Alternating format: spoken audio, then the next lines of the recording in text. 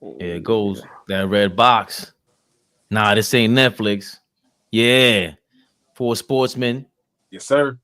I know you tapped in Sundays.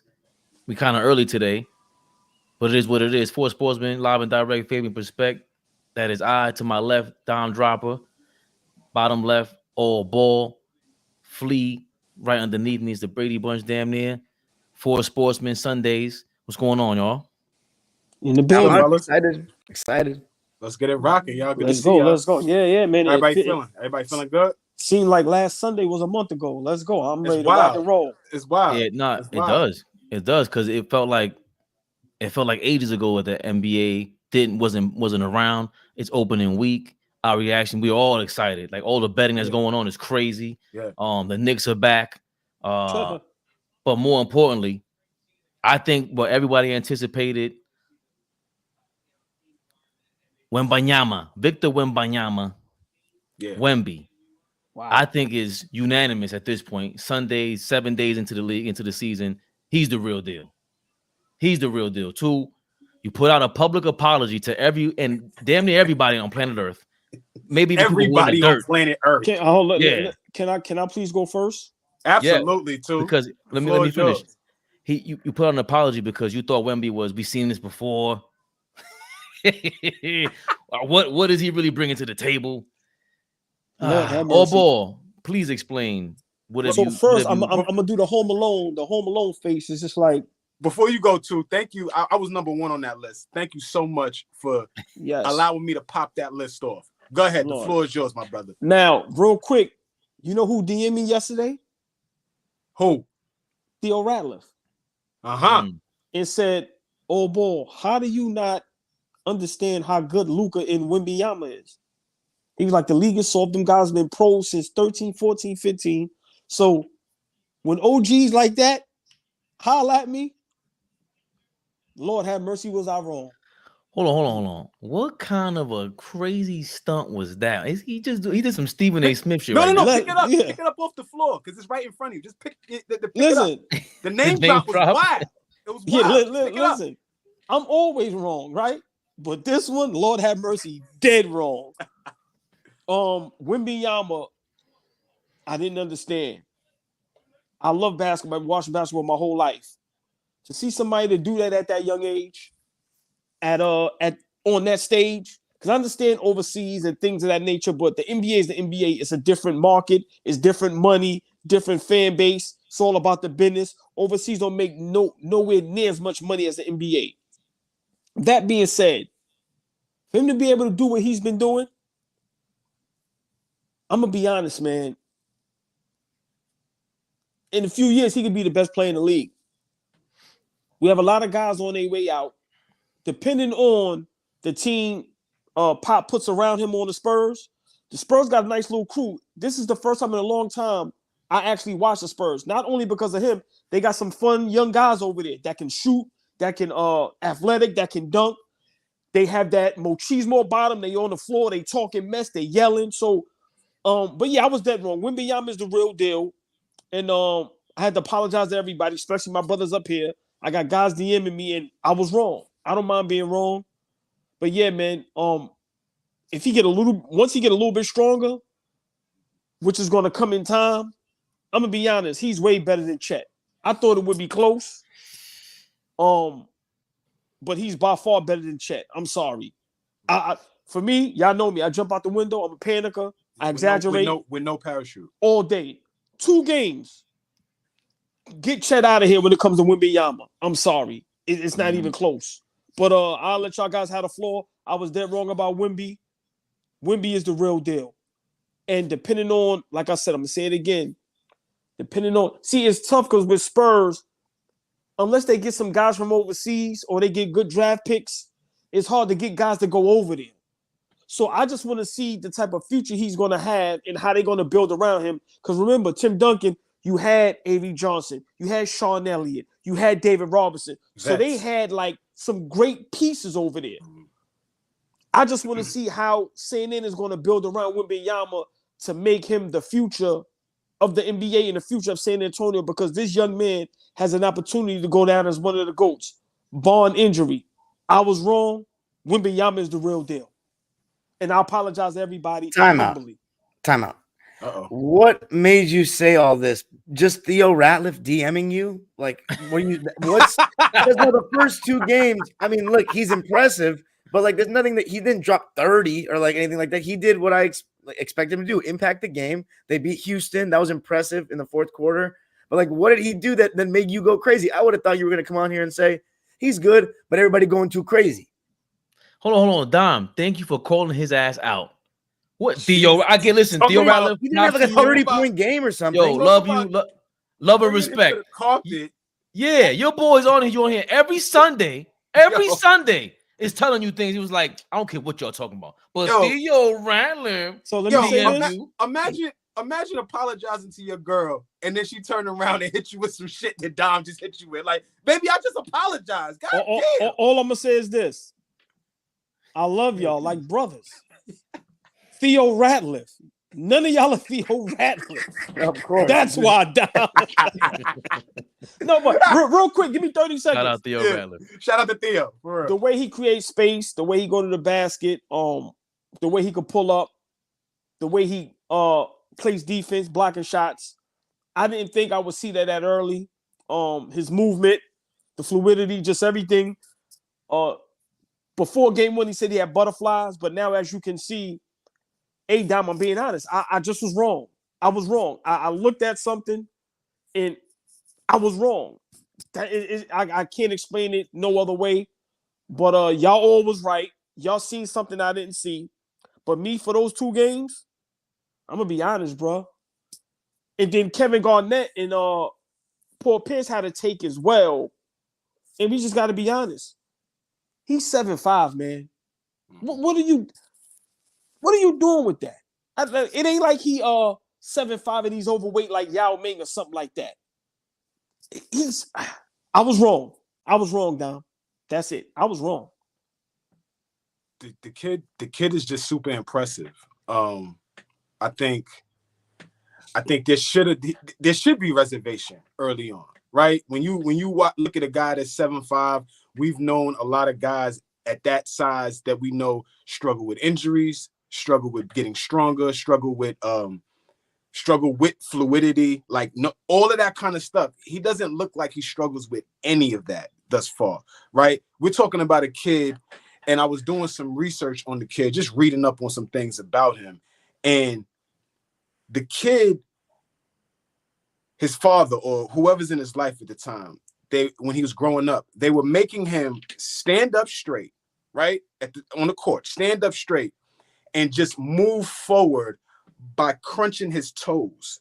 So they're strengthening his feet by telling him to just move his toes like this and move him up the court, up and down the court. So not running, not jogging, not walking. You're moving yourself because you got a size 28 foot to strengthen that foot, his feet. They're making him, just watch what I'm doing, fellas. They're making him do this and it's moving him up the court. I thought that was fascinating to me because I'm like, what are they going to do different for this kid to prevent the normal injuries that these guys have? And in terms of stretching, in terms of, conditioning, all of this stuff, they're taking a proactive approach on his body and how he approaches the game. And then you look at him on the court, the kid can already shoot. The kid already affects the game on the defensive end like some of the best defenders in the league.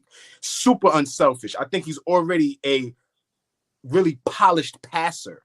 To be 19, 20 years old, to be able to pass like that at 7'5", I think is incredible as well.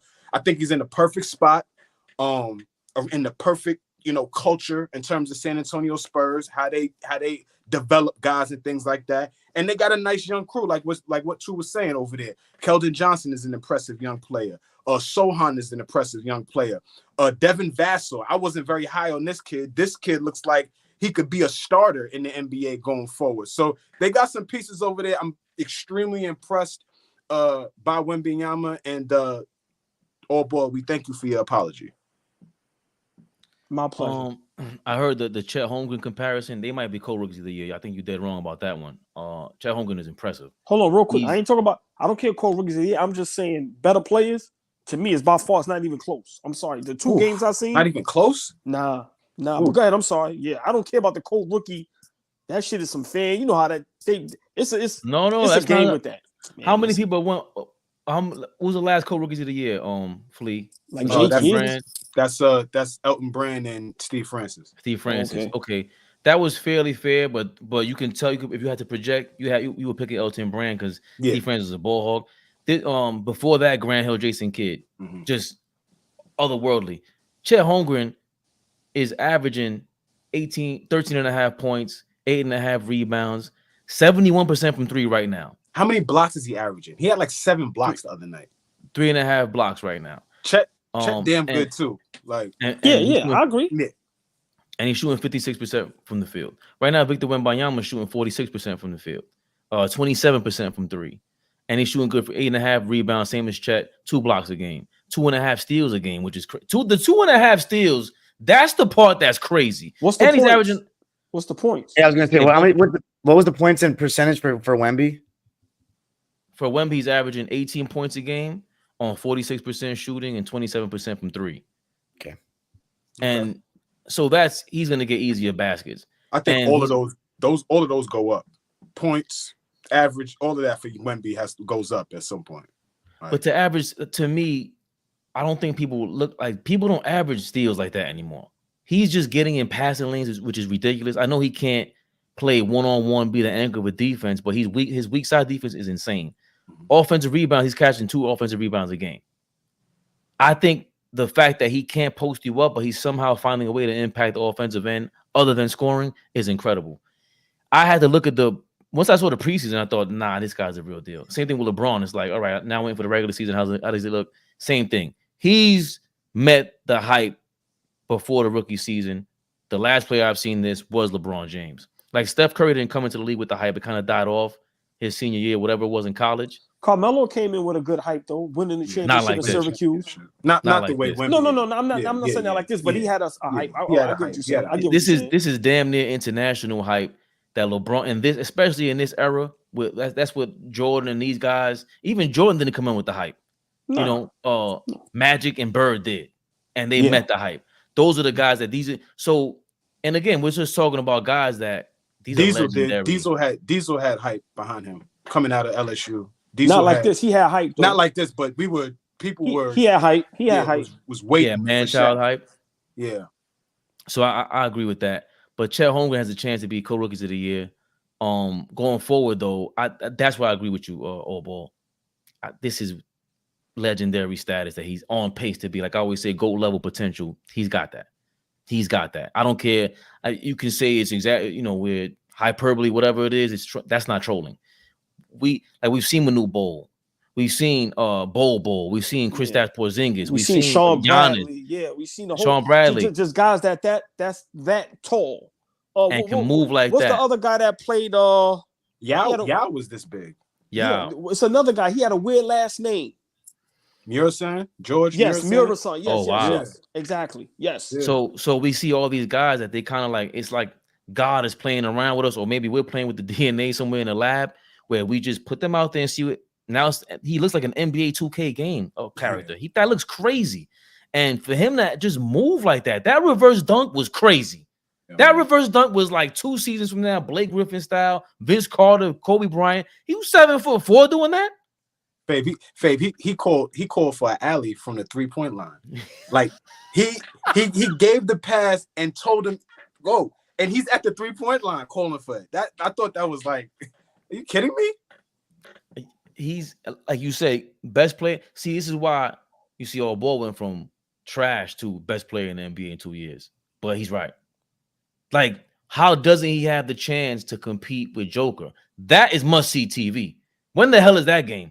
Denver Nuggets versus the San Antonio Spurs. Must-see TV. Anybody he plays is must-see TV. Must-see TV. When he plays Giannis, that's going to be crazy. Right. Like, how does Giannis look normal to us now? He made Giannis Antetokounmpo. He made his name sound normal. Like, yo, the Greek freak. That's great. Now we got Wemby. Like, I didn't expect. I'm like, how's he gonna play in the league? And he's doing it, man. I've been impressed just like you were. Like, he deserves all the praise in the world right now. Keep up the good work. And the other thing is, I I know you said this offline or ball. Joker's not gonna. He's never gonna get the hype. He's never gonna get the fanfare, the media behind him like that because He he don't doesn't have this care. charisma. Yeah, but Nah, even there's people that don't care. Kyrie doesn't no, doesn't care, no, but he has no. the charisma. It ain't the. I'm sorry, Fleet. It ain't the No, go ahead, go charisma. Y'all gotta remember, Joker doesn't care about social media. He No. doesn't care. Remember, all this plays a part into some of these guys, getting all the attention. Remember, Joker don't care about none of that. After the game, Joker going home. He don't care about none of that. So that's kind of why that's going to happen. But when you see his numbers and when you see championships racking up and the play on the court, that's going to change everything. But I agree with what you said. Dom, what you thinking, Dom? I think you guys are hyping him up too much, to be honest. Okay. He's exactly what I expected him to be, good and bad. All the things I thought were going to be good and all the things that were going to be bad, as I've seen the first 2 games. I like him. He's fun. They're not going to win a lot of games this year. He's going to win Rookie of the Year. He'll improve them by like 10 games. But this, I'm so excited to see what he's going to do against Jokic. He's going to get fucking destroyed. Like, I can't wait to see him. He's going to get destroyed. Like, dude's out here. I'm sorry. He's going to get destroyed to me. I'm sorry. He might get a block or two. Please don't stop. Continue this. I can't wait to go look back on this footage. Go ahead. No, he's a great player, but I don't know. What he's not. I don't think that one-on-one. I need to see more one-on-one scoring wise. I think the Rockets were just double teaming him unnecessarily. Like Jabari Smith, besides that reverse dunk and that last move at the end, he actually did a pretty good job. Like Grant Williams was clamping him the other day. Like to me, at the end of the day, he's still a really tall, skinny, big guy shooting a lot of jumpers. And it looks pretty, but I'm living with it. Like, I'm sorry. I'm going to put a bigger wing on him. I hope the Clippers put Kawhi or Paul on him today and get right into him. But defensively, monster. Like, he's going to be a monster. I still think, though, at the 5, like the minutes that the Spurs go to the 5, he's still getting used to, like, the craftiness of, like, NBA guards and pick and roll. Like, there were a couple of times where he got kind of, like, faked out or, like, Fred VanVleet would look in the corner and he would kind of bite on that. So that's going to come with time. I think he's going to be a beast defensively, but there's nothing I've seen in the first 2 games that have made me way more impressed than I thought he was going to be. I thought he was impressive. He is impressive, but yeah, like the Giannis and he might be the GOAT and all that. I'm just not going to say that. But he's great. Like, here's my thing, right? He's 7'4" and he's got the amazing fluidity and a handle and all that. But like, these are all just like KD disciples to me. There's nobody that shoots the ball like Kevin Durant. Defensively, he's going to be a whole nother player though. Like, he'll be like an AD type defensively. I'll say this. He has a similarity to AD in the sense that, like, rim running, he's awesome. Like, if he contests a shot on the perimeter, he will rim run and seal, and that's an easy 2 points. Like, just throw it up to him. I think that he has great instincts there. But in terms of, like, a hub offensively for them to, like, play off of, it's going to take some time. But I do agree with Flea. He's a good passer. He's fundamentally sound. I'll tell you one thing I was really impressed by. His rip through, bro, his jab and a rip through for a big without traveling is really impressive. Super impressive. But that's all work with Manu, apparently. That's a really? lot of work. Yeah, apparently that's a lot of work with Manu on the rip throughs because they felt like this kid wasn't strong enough with the basketball. Like, if you got up under him, if you got into him, he wouldn't be very tough with the basketball, a la, like you said, Grant Williams, like you're hoping Paul George and Kawhi, like Jabari was playing him the other night. They was getting up in him when he got it. They wouldn't allow him to turn his face. A lot of his shit was coming with his back to the basket and making a move on the spin left or right. So I was watching some shit, and Manu and him were going through a lot of shit with ripping the ball through, just making sure that he was strong with it because he does lack the strength as an NBA player. So I agree with you there. He's gonna have to, he's gonna have to start getting on the NBA diet. He's gonna have to start putting on some NBA weight. I don't think he should, blow up. Like, he shouldn't get, to a place where, he can't play on that weight and starts getting injuries, but he has to get stronger. Definitely. Right. Yeah. So, but I think he's going to average like 18 points this season. 18 That's points. a lot. That's a lot as a rookie though, Dom. Yeah, I know, but we're comparing him to Kareem Abdul-Jabbar, like Wilt Chamberlain, LeBron. Like, you know what I'm saying? That's the only thing I'm saying. He's great. He's great. But, Can I ask you a question? Guys, Can I ask you a question? What did Kareem average at 19 in the NBA? He was playing for UCLA. Okay. And what did he still would have averaged, let me tell you, at different times, but he still would have averaged a lot in the NBA. I can promise you that. Okay. But you started off acting like we're bugging. because this is not like he's not Kareem Abdul-Jabbar. He has the potential to impact the game just like your boy. Like, the only way he he's can do that is if he starts dominating on the inside, though. Like these tall guys, bro. Like the reason why Jokic is so dominant is because you can't go small against him. Anybody under the height of like 7 feet, 6'11", they're getting put into the post and dominated. Wemby, as we said, he doesn't have that strength. He's gonna shoot over you. Okay, I'm living with it. He's not Kevin Durant. Like, but big man shooting a jumper, I'm still living with it. I'm sorry, as a smaller defender, I'm still living with it. Let me ask y'all a question. I don't like the comparisons. Like, why do we have to compare him to Kevin Durant? Because Kevin Durant's not 7'5". Right. Why are we not comparing him to guys that were 7'5"? Okay, he's better than all those guys. Sean Bradley's, the guys that you laid out. No, but Dom, I'm sorry to control, but that should be what we're doing is as a basketball community network, just everybody. When we go in the KDs, and I think you gave up Anthony Davis. Anthony Davis is not 7'5". Go ahead, Fleet. No, go ahead. No, just to not to say help you, but to help you understand why that comparison is happening. It's more so skill set too. It ain't really size. It's like, what kind of skill set is this dude gonna have to be an effective NBA player? So on the offensive end, we could see shades of him being like a Kevin Durant. He could put it on the floor. He could shoot it a little bit. He's very fluid. He moves up and down the floor. Like Dom said, he rim runs. He blocks shot down. And on the defensive end, he blocks shots. He could play in front of, guys 1 through 5. He can move left to right, shit like that. So that's probably why the comparison is happening, because if we're comparing him to Manute Bol right now, he's better. If we're comparing him, go ahead. But remember, I made this comparison and people killed me over it. But we seen when Porzingis played against our Knicks how good he really is. To me, it's not crazy to say, well, Wembanyama be better than Porzingis. When Porzingis is healthy, Porzingis is a problem. Yeah. I don't like that. But see that. But what we're talking about, like, if he's a better Porzingis, like, is that underwhelming with the hype that he came in with? That's a good career, but like, is that underwhelming with the hype that he came in with? But Porzingis, his career, there's still more to be written. Right, Porzingis' career is starting right now. That's just my opinion. That's why I say we give everybody this grace period, but we don't give certain players this grace period. When I kill certain players, what we always say, hey, give him this time, give him that time. Porzingis hasn't been healthy. Now it seems like he's healthy. And you know what I'm big on? I hope we do this for a topic one day. Everybody needs help. I think once you get the proper help and the proper team around you, now we get to see who you really are. Like, now we're going to see who Dame is. Now we're going to see how good Porzingis really is when these guys is playing for meaningful games and actually playing for a championship. I don't think it's far-fetched to compare Wembanyama to Porzingis, because Porzingis also has the skill set to average 25 plus, 10 plus rebounds, 2-3 block shots, and dominate on the defensive. We seen what he did with our Knicks. Right. So I think we should compare Wembanyama to guys that's his height and his size. And just one last thing, I'm sorry, y'all. Dom, you said something as far as like not dominating on the inside. Porzingis don't dominate on the inside. And that's why Kevin Durant don't dominate on the inside. But these guys is legendary. Okay, but see, you're making my point for me.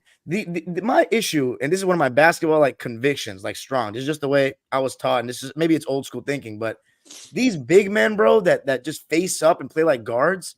Like when we were young, when I was young, I should say, everybody went off about Dirk, about how he had the ability to take you inside and outside, but he had the inside, right? What we have now is we got guys like Karl Anthony Towns, who I saw dominate in the post at Kentucky, and now he's all outside, and he's very hesitant to dominate on the inside. And now my issue is we forget about, we gawk at the fact that a big man is shooting threes and stretching the floor. What about using your size? Because this is a switch-heavy NBA now. So you get a lot of mismatches these days. And it started with me with Blake Griffin. Like, he would get 2 or 3 mismatches per game, and he wouldn't go to the post. And, like, that shit adds up. But that's why I give Jokic so much praise, because every time he gets a mismatch, he does not let your defense off the hook. That's the main thing. To me, these big men that shoot, it's a bailout. At the end of the day, it's a bailout, and these guys don't win championships as the number one guy. They don't. So to me, if Wemby wants to be that guy in this category, he got to dominate on the inside. I'm not saying he can't. I see like he hit a turnaround over the right shoulder over Jabari last game. Like I see these signs that he could be that. But as Flea said, you got to get in the weight room. But that's my thing. You said Porzingis, KD, all this. This is my biggest issue with them. In the playoffs against the Mavs, we played him off the floor because we were able to switch Reggie Jackson onto him and he wouldn't take advantage. That's inexcusable. If you see that big-ass dude at the park who can't post up a little dude, get the fuck off my team. Sorry. But see at the park, Dom, at the park, the GM, the coach, the assistant coach, all of those guys haven't been in that said player's ear, who is the biggest guy on the floor and knows that he has a mismatch and can dominate on the block. Now we have a lot of guys that are playing to the numbers, playing to the analytics, and it's not just them. It comes from the top up. Like it comes from all the way to the top, and it trickles all the way down to a guy like Karl Anthony Towns, who absolutely dominated in the blocks at Kentucky, like you said, right? But came into the league, and now you got him saying quotables as I'm the best shooting big of all time, right? He's taking pride in that type of shit, as opposed to anytime I get somebody on my left or right hip, it's over. It's over. He doesn't take pride in that. But that's because, one, the ability to shoot the ball is at an all-time high. Like, you got to be able to shoot the ball to even keep a job in the NBA now. I don't care what you are. 1 through 5 has to be able to shoot Mitchell, the ball. you guys, you're both of our starting centers, though, aren't shooters at all. They can't even shoot mid-ranges. Right. But I promise you, if Mitchell Robinson could shoot the ball, he would. Every offseason, I watched Mitchell Robinson go through drills where he's shooting threes, and I'm cursing him out over here. Like, Mitch, that's not you. But every summer I'm watching him try to add this 3-ball to his game. I fully agree with what you're saying, Dom, but I don't think that starts innately within the player, within these bigs. I promise you, if they could eat from 5 and out, right? From 5 to 10 feet out, all in the paint area, and just eat right there and never have to go out, they wouldn't. But the game has evolved so much that they put them in positions that have to do that. I'm sick of watching Joel Embiid shoot perimeter jumpers, shoot threes, hunt threes. Like, he hunts threes at this point. But fellas, just real quick, great points, both of y'all. I'm gonna just be brief. Nah, talk to me, so the whole league is like that. Even when you got bigger guards that got a small guy on them, they not putting them on the block. We got a guy on our team, Julius Randle, who everybody says the ball in the trying to shot, he's strong, he this and that. Every time I see him, he at the top of the key trying to dance with the nasty left. So, Dom, y'all all make great points, but to me, the whole league is like that. It's not only the big men. And it's a league-wide issue in my eyes. It's not about the big shooting threes. It's just the bailing out defenses when you switch. You couldn't get I'm just saying, like, imagine Dom, switching. You're right, Dom. You get But Jokic, my point is there's no excuse for him. He kills you. He gets on the block. So that's why he's the man. Agreed. But see, Dom, Yoke don't really got that in his bag, right? If Yoke face you up and put it on the floor, it's not right. That doesn't put pressure on you as Kevin Durant turning around putting the ball on the floor, right? A cat putting the ball on the floor. I disagree, though. I disagree. I think Joker could face you up and score just as easy. I just think he's a student of the game, and he still goes with the higher percentage. I'm 7 feet, you 6'6". What's the purpose of me? What's the purpose of me standing you up? Now I'm gonna put you on the block and I'm gonna just get the easy bucket. So I'm not saying he will be just as good as KD and him if he faces you up, but I think he can actually do that because he's a threat. Whether he shoot the ball, layup package, and remember him facing you up, he gonna hit the cutter. He's a hell of a passer. He's a hell of a passer. The only I think what Flea's saying is, like, though, Jokic, he doesn't really have like that much wiggle to his game, like facing up. Like, he's not. Like he's methodical, he's slow, he's gonna still be able to get his shot up, but like, I mean, is Jokic about to hit you with a quick in and out to blow by? Like, he's not about to do that. Like, it might be slow, but it could be done. I'm just saying you probably could do it, right? But that's what he means by that. Go ahead, Fabian. You were making some faces. Yeah, go ahead, Fabian. How long did it take Joker to be Joker in the league? Plenty of time. I'm not ruling it out for Wemby. I'm just saying his body can change. Joker did not come in the league with this kind of pressure on him, this kind of hype on him, and he met that. Why would you want him to all of a sudden post Wemby to post who up?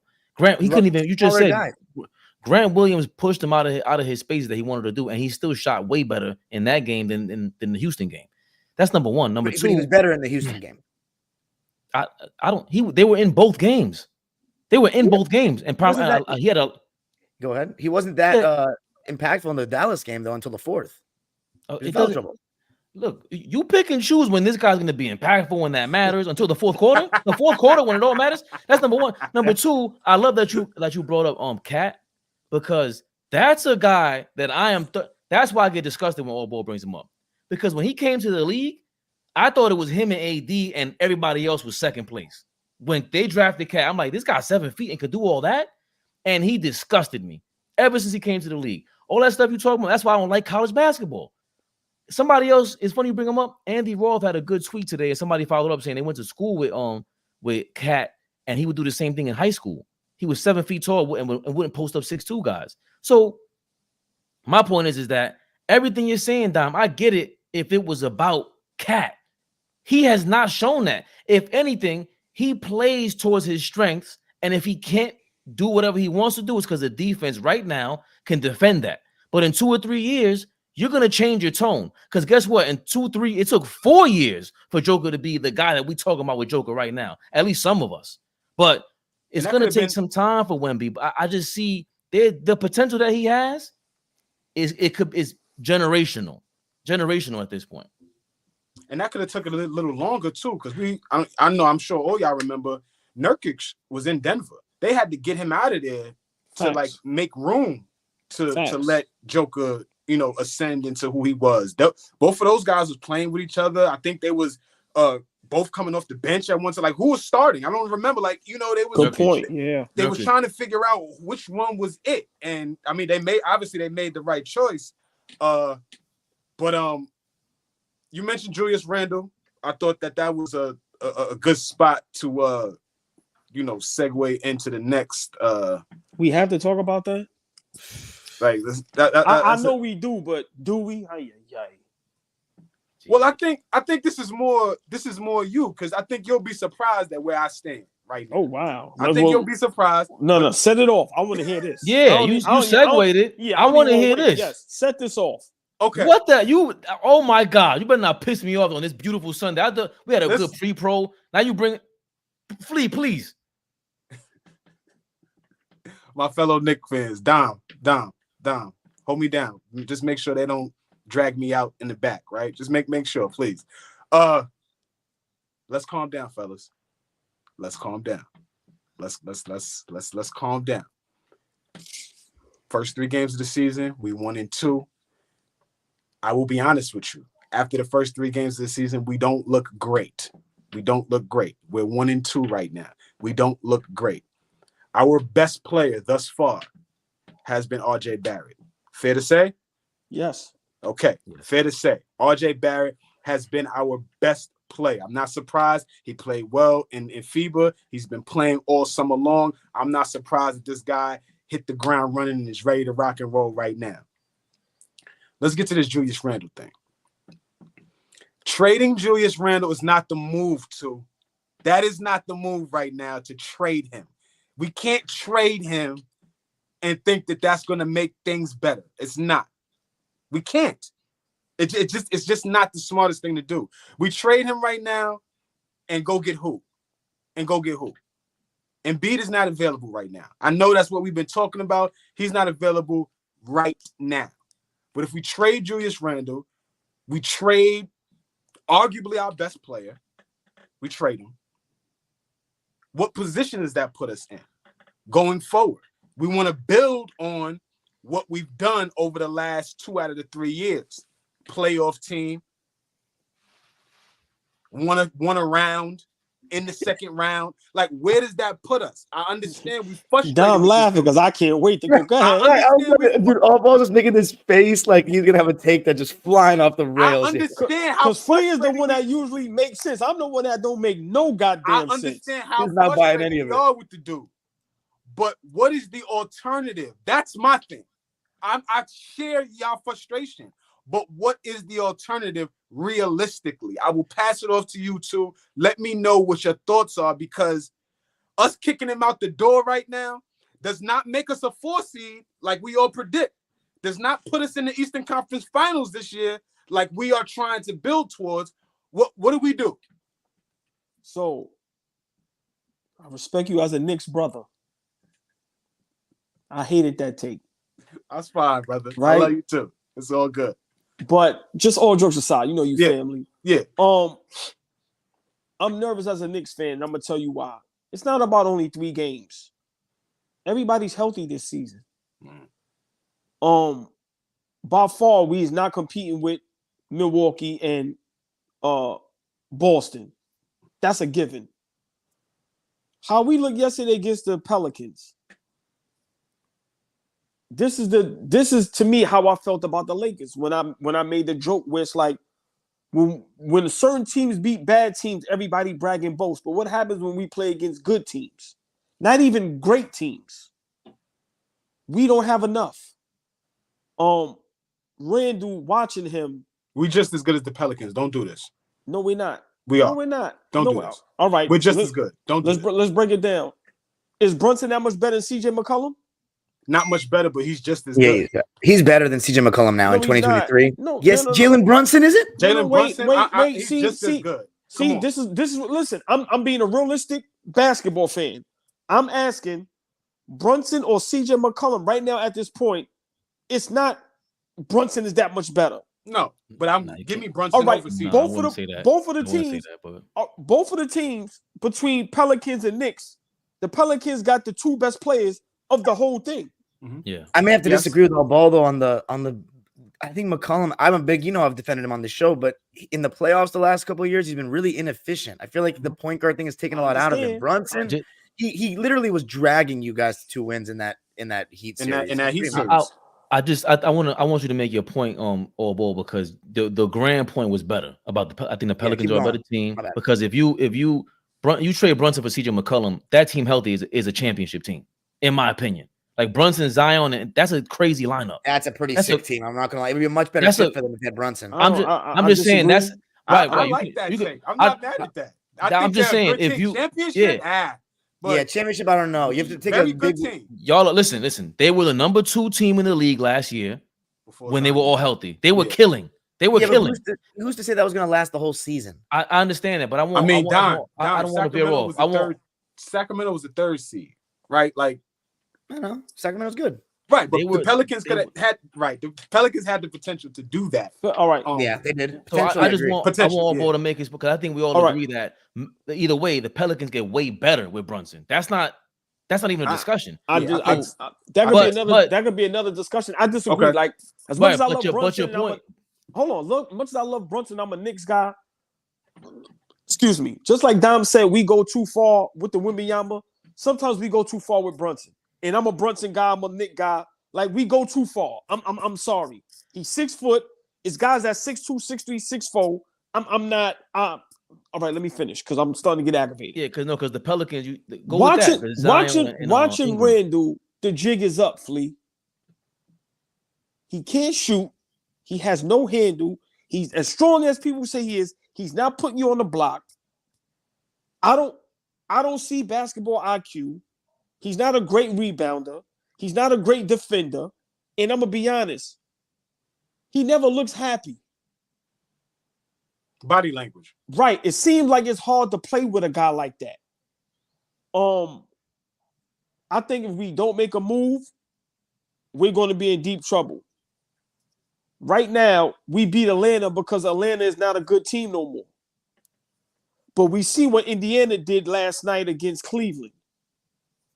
There's teams on the come up that's younger, that have good players, that when we go against them, it's going to be close games. We don't have no great shooters. We don't have anything great.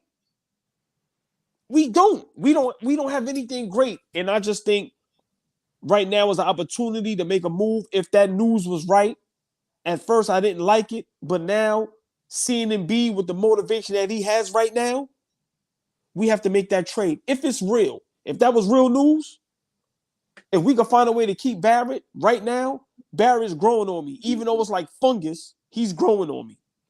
Right now, I like Barrett better than Randle. I'm sorry. I don't like the body language from Joel Embiid either.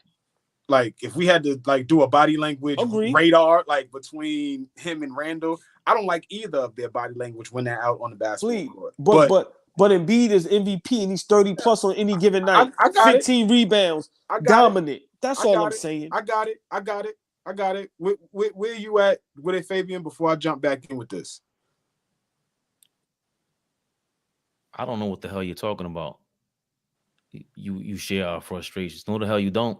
I do like that. No, you don't. I do share y'all frustrations. No, you don't. There's no I'm way. not about to kick our 2-time All-Star out the door now because he started the season like dog shit. I'm not doing that because it doesn't put us in a better spot.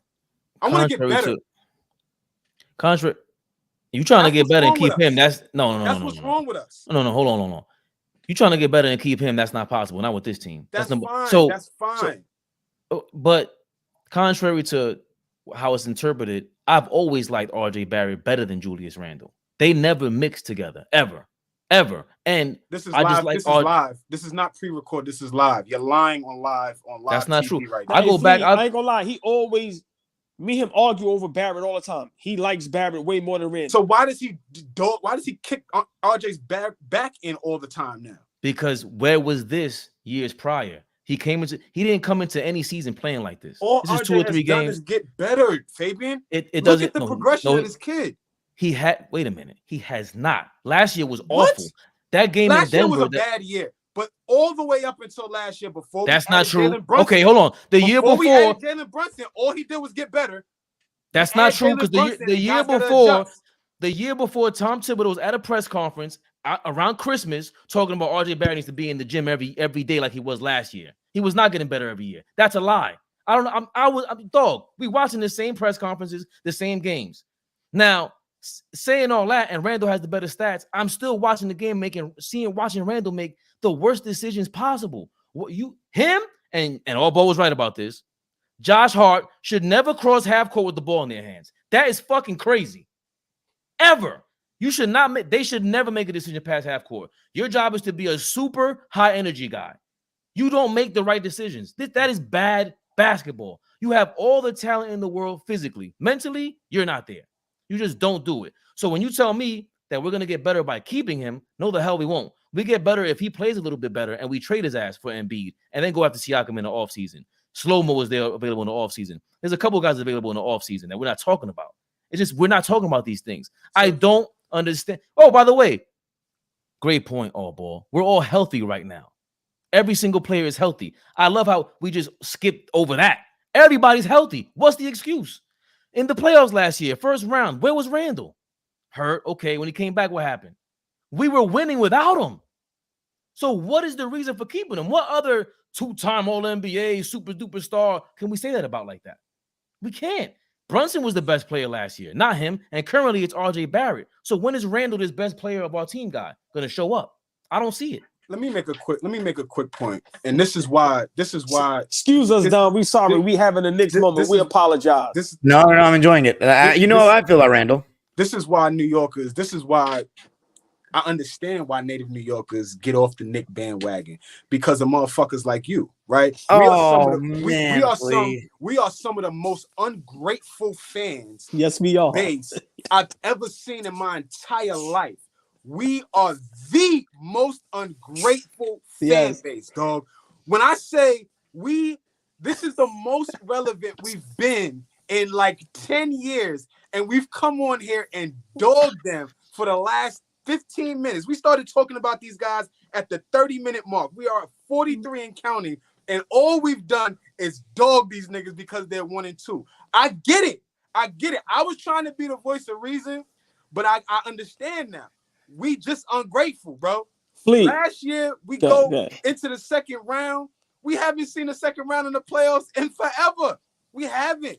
We haven't been there hasn't been New York Knicks basketball that we look forward to in a very long time. We get this dude who wants to be here.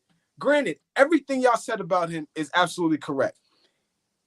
He takes poor shots.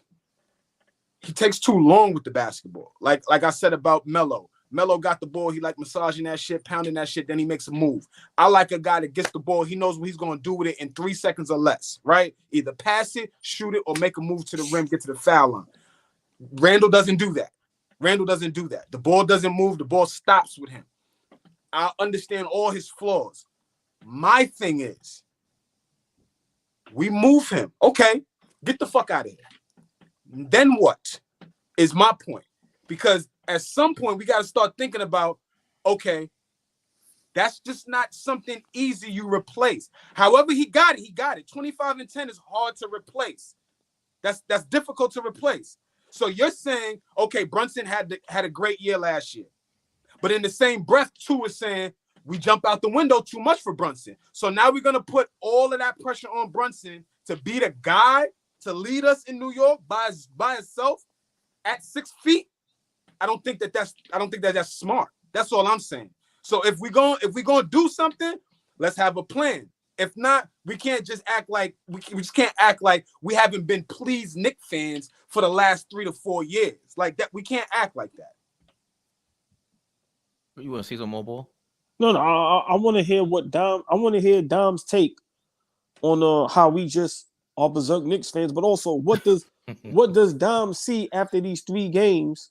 Just his opinion on the Knicks roster. Like, I really want to hear someone that's not a Knicks fan just because for me, I'm always going to be biased. I'm always, like I said, when I vouch for Randle and say he top 15 in this, because I'm a diehard Knicks fan. But when we have to be honest, it gets scary because when I'm watching, we all smart brothers. We all watch the game. He's not a good basketball player. I'm sorry. That's really harsh. He's not a good basketball player. No, all right. Let me ask y'all a question. Motherfucker just said he was top 15. I know. Top 20 in the league. Top 20 in the league. Yeah, that's top what we five, do. Top 5 in his position.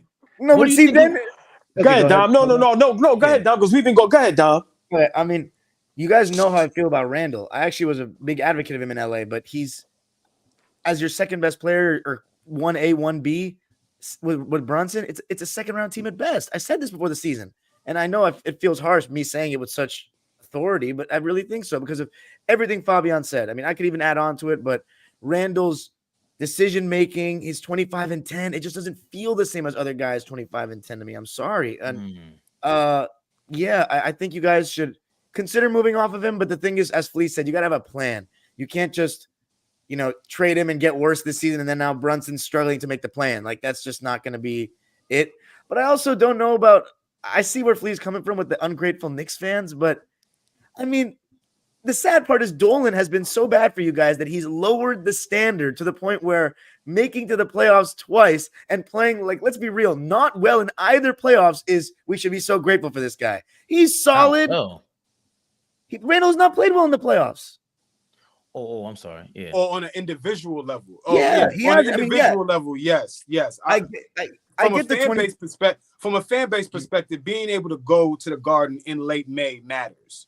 Like, true, it matters. He hasn't done that either. But right, early May, right, but early May. Excuse me. Still though, Randle. I mean, it does matter, but I just think the Knicks. The problem is the standard in the 21st century has been so bad because in the 20th century, Knicks are one of the best organizations in the NBA, top 10.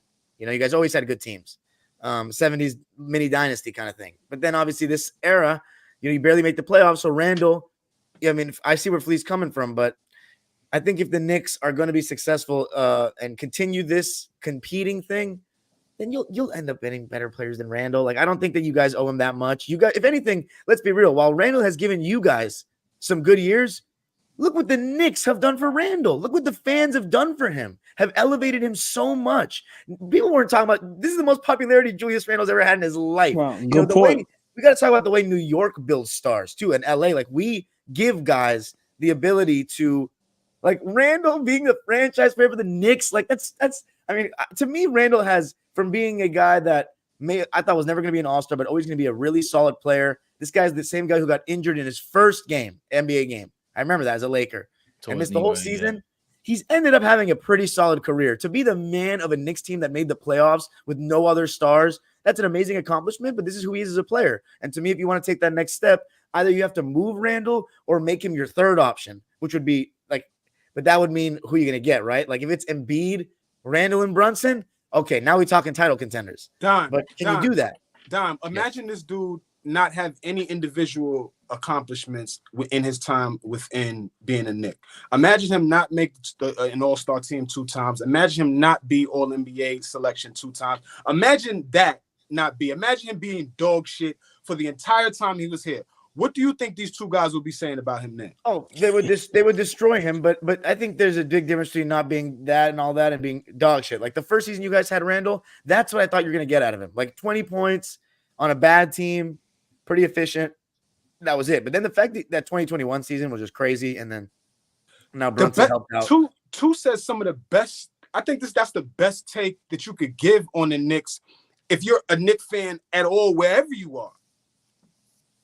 We don't have anything great. Like that is like perfect. We could just put a bow. We could put a bow on it and move on if we really want. I disagree with that. Rim protection and depth. What about those? Tell me what we have great. Tell me what we have great. Fabian. Mitchell Robinson is great at what he does. So you have good rim protection. Yeah, I mean Isaiah Hartenstein and Robinson is a good. I love Zeke. I love Zeke Hartenstein. Mitch Robinson is good. That's what we have great. No. Mitchell Robinson is a great offensive rebounder, maybe the best in the game. He single-handedly changed the Cleveland Cavaliers series. Donovan Mitchell, all that stuff y'all were talking about Donovan Mitchell is dead. Primarily, 50. Hold on, you asked me a question. Who's great? He's great. There's no in between on that. Brunson wins us games. He's great. He's not great. Listen, Mitchell Robinson might not start anywhere else. Julius Randle is so bad that's what's bringing us down. He has an attitude problem, and on top of that, he has a self-awareness issue. That's true. Dom said Dom is saying he should be the third option. He should be no option. That guy should not have the ball in his hand. And go see if we win games. But how could he has a self-awareness? Listen to what I'm telling you. That guy has a self-awareness issue. He's played well for almost 3 out of the 4 years he's been here. He's helped us be relevant. We wouldn't even be talking Knicks basketball without him. Dom is saying they propped him up to be some star. Thank God this nigga came here and actually took it and said, you know what, I'm going to try to step to this challenge. He could have ran from it and been completely. No. You didn't. You just looked over the fact that he's playing well and we propped him up. That's what you're looking over. We respected the fact that he did all that. But what we're seeing is now it's second round, third round championship talk we're doing now. You're not ready for that. You're not ready for that. That's the bottom line. Delusion. This is why how is that delusional? This is the rep that we get because of niggas like we are delusional. How is it delusional? We're called delusional Knicks fans. Okay, but how is it delusional? Go ahead. Listen, explain to me what's delusional when we go, yo, we got to the playoffs. We're in the second round. Got you. Love this. The Atlanta series. Got you. Love this. Now we're here. Now we're ready to go past the second round. And all I'm saying is that, if he's going to be the lead guy, we got to rethink that. If we can replace him, you got to do that. If you can bring him to the bench, make him third or fourth option, like Dom is saying, for somebody else, of course you do that. That doesn't make any sense. You're not going to bench your best player all of a sudden now and think you're going to win games. You're not going to do it. I'm not asking you. Hold on, I'm telling you, you're not going to do that. But hold on, Flea. He's our best player by default. So I don't think he's better than Brunson. I don't think he's better than Brunson. No. That's what I say by default. I don't like him. Send the nigga home till we find a trade for him and see if we win games, y'all. Send him home. Bench the dude. All right, so let me ask you a question. Cut his minutes in half. All right, Flea. We win games. All right, Flea. Let me ask you a question. Hold on. Let me ask you a question. Hold on. Let me ask you a question. You kidding me? I would love to see us win games. No, Fabian. In the regular season, you need him. If you want to stay afloat right now in the regular season, you need him. Do it, and let's see if we even sniff the playoffs this year. Do it. Listen, Flea. Let me ask you a question. Yeah. You played the game at a high level. I didn't. You watched the game. When you watch Randle, is that good or bad basketball? It's I wouldn't say it's bad basketball. I would say that it is poor decision making. I would say that he has the ball in his hands too much to make too many decisions. We have a guy in Brunson who should be making a lot more decisions than Julius Randle. That's what I think. I think we put the ball in his hands entirely too much in positions where he has to be the decision maker of what happens within the offense. He should be able to get the rock, like I said, and be put in position where it's 3 seconds or less. You shooting it, you passing, or you making a move to the rim. Flea, listen. All right. This is my thing as a Knicks fan, right? Every team has a superstar, right? I love you too. or budding superstar. Our budding superstar for our team.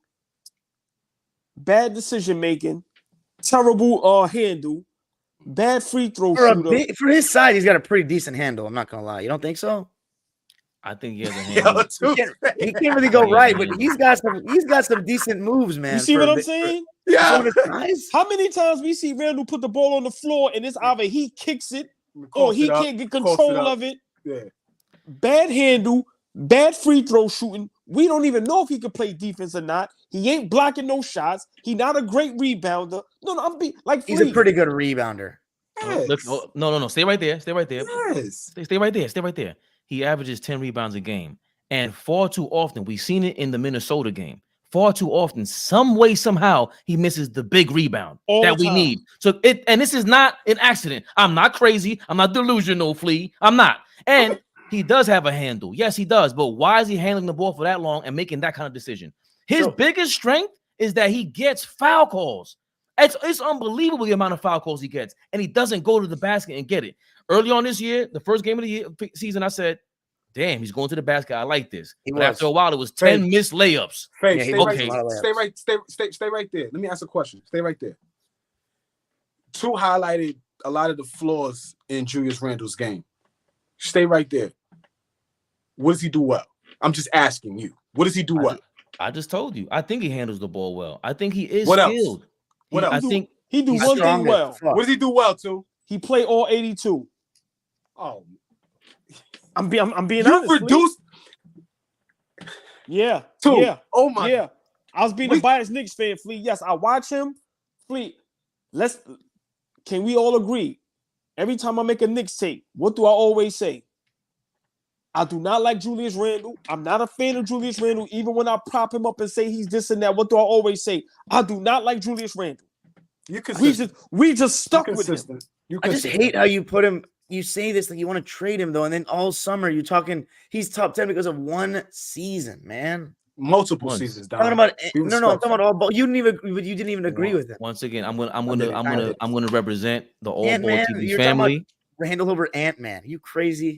I'm the legal representation for the AllBall TV family, and that's what we do, Dime. Don't tell us that we didn't prop. So that's exactly the point. Don't tell us that we didn't reward you for doing what you would do. Please said that, not completing that. No, okay, but both of you guys. I'm just talking to everybody. That's what we do. This is what New York is about. That's why when you win, I always say they talk about Joe Namath 60 years later. That's all us. We do that because we're crazy. Yeah, but he also did a guarantee. Bro, he won one Super Bowl, and that was 60 years ago. He was bad after that. He tore his knee up. We hyped that up. The Jets have, though. Yeah, but we haven't gone to the conference finals. And it's primarily because of his style of play. He makes bad decisions. That's all it negates. That's what the whole thing with Russell Westbrook is. You're making bad decisions. You're a super athlete. What's going on? No, I understand. The all ball though. I mean, just if you had Anthony Edwards on the Knicks, dude, you'd want to build him a statue outside Penn Station after the first week. No, I wouldn't. No, yes, you would. Can I just add? And this is what we do, right? We jump out the window. We have spicy takes. But we talk the game on a high level too. So it's a great mix of everything we do up here, right? Real serious question. We're 1-2 right now. First 3 games, Randle has looked, not good in any of the games. He hasn't looked good. Even the Atlanta game, he's an assist away from a triple-double, but it didn't even feel like it because he just didn't shoot. He hasn't shot the ball well. 5 out of the next 6 games, we win 5 of the next 6 games. And Randle is over 48% from the field. He's averaging 25 plus a game, and we're on a 5-game winning streak. Are we coming back with the same energy that we have right now? Right? Okay. Are we coming back with, we got to move him? Because it could swing, right? It's an 82-game season. It's a game of runs. I'll respond. Great question. Go ahead. I would, and I'm explaining why. I'm just not a Julius Randle fan, bro. And right now, seeing the landscape of the NBA, if we going with all teams healthy, bro, we at the bottom of the barrel. What gets us over as Knicks, we play hard, we play tough. We got to play hard every game. But if we talking rosters, bro, We got guys that's supposed to be coming up. Josh Hart is a bench player. Yes. DiVincenzo is a bench player. Yes. Mitchell Robinson is a bench player. Like these Depending guys on the team. I'm just saying. Yeah. These guys are not stuck. We don't have nothing great on our team. I'm sorry.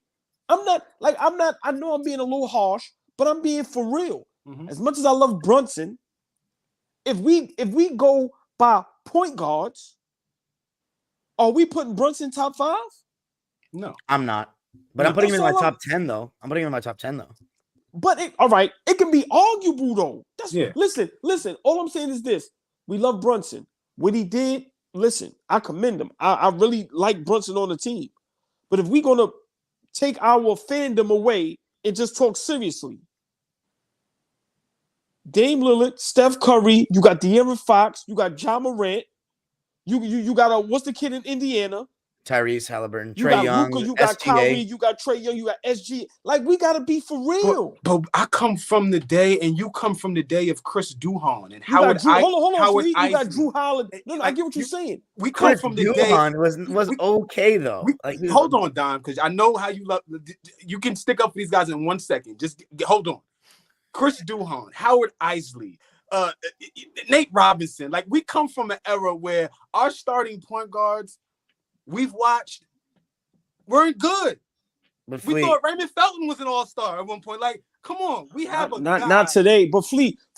Those times when we had those guards, we could get away with that because the guards we was playing against wasn't what it is today. You didn't get away with it with Chris Duhon. You guys weren't good. No, hold on. It was an ass team. But hold on. The guards we playing against today, these guys is athletic.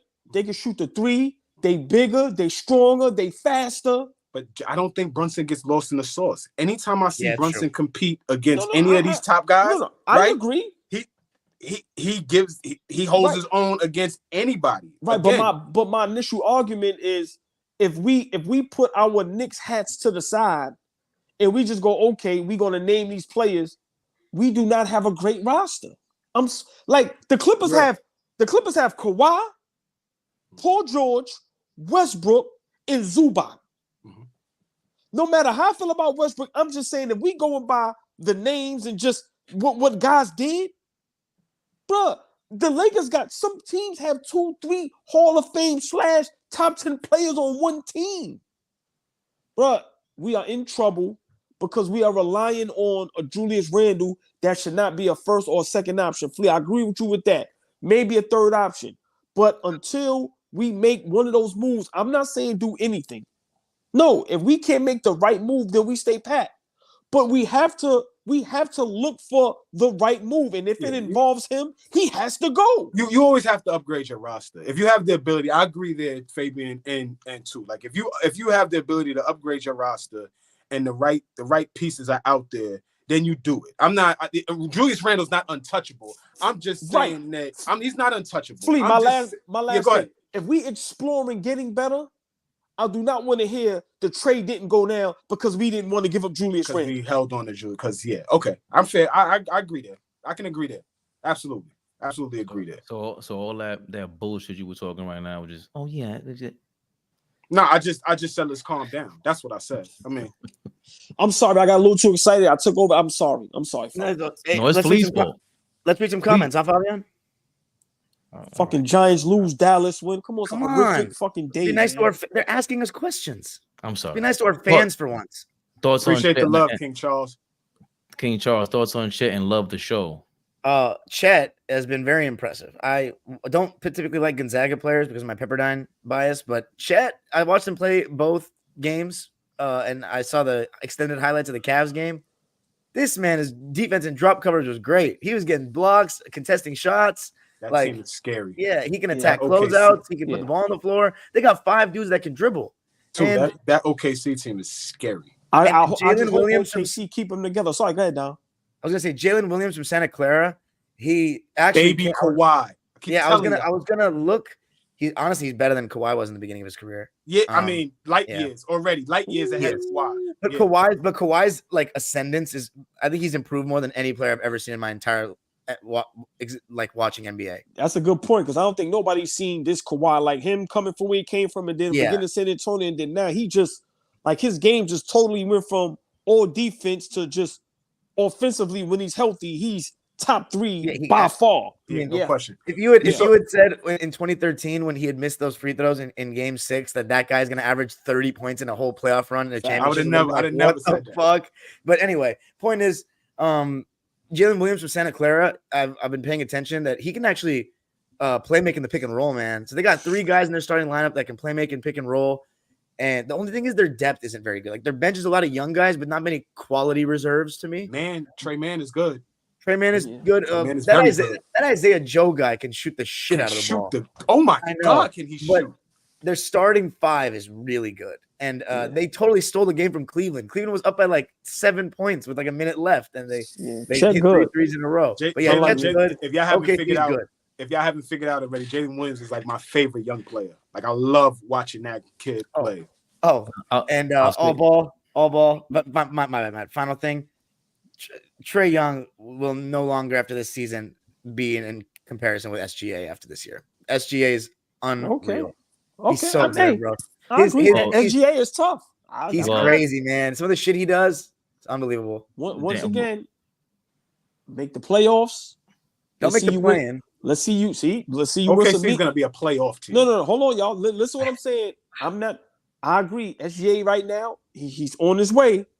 But I'm saying until you. For me, for you to take that mantle, I need to see you get in the playoffs.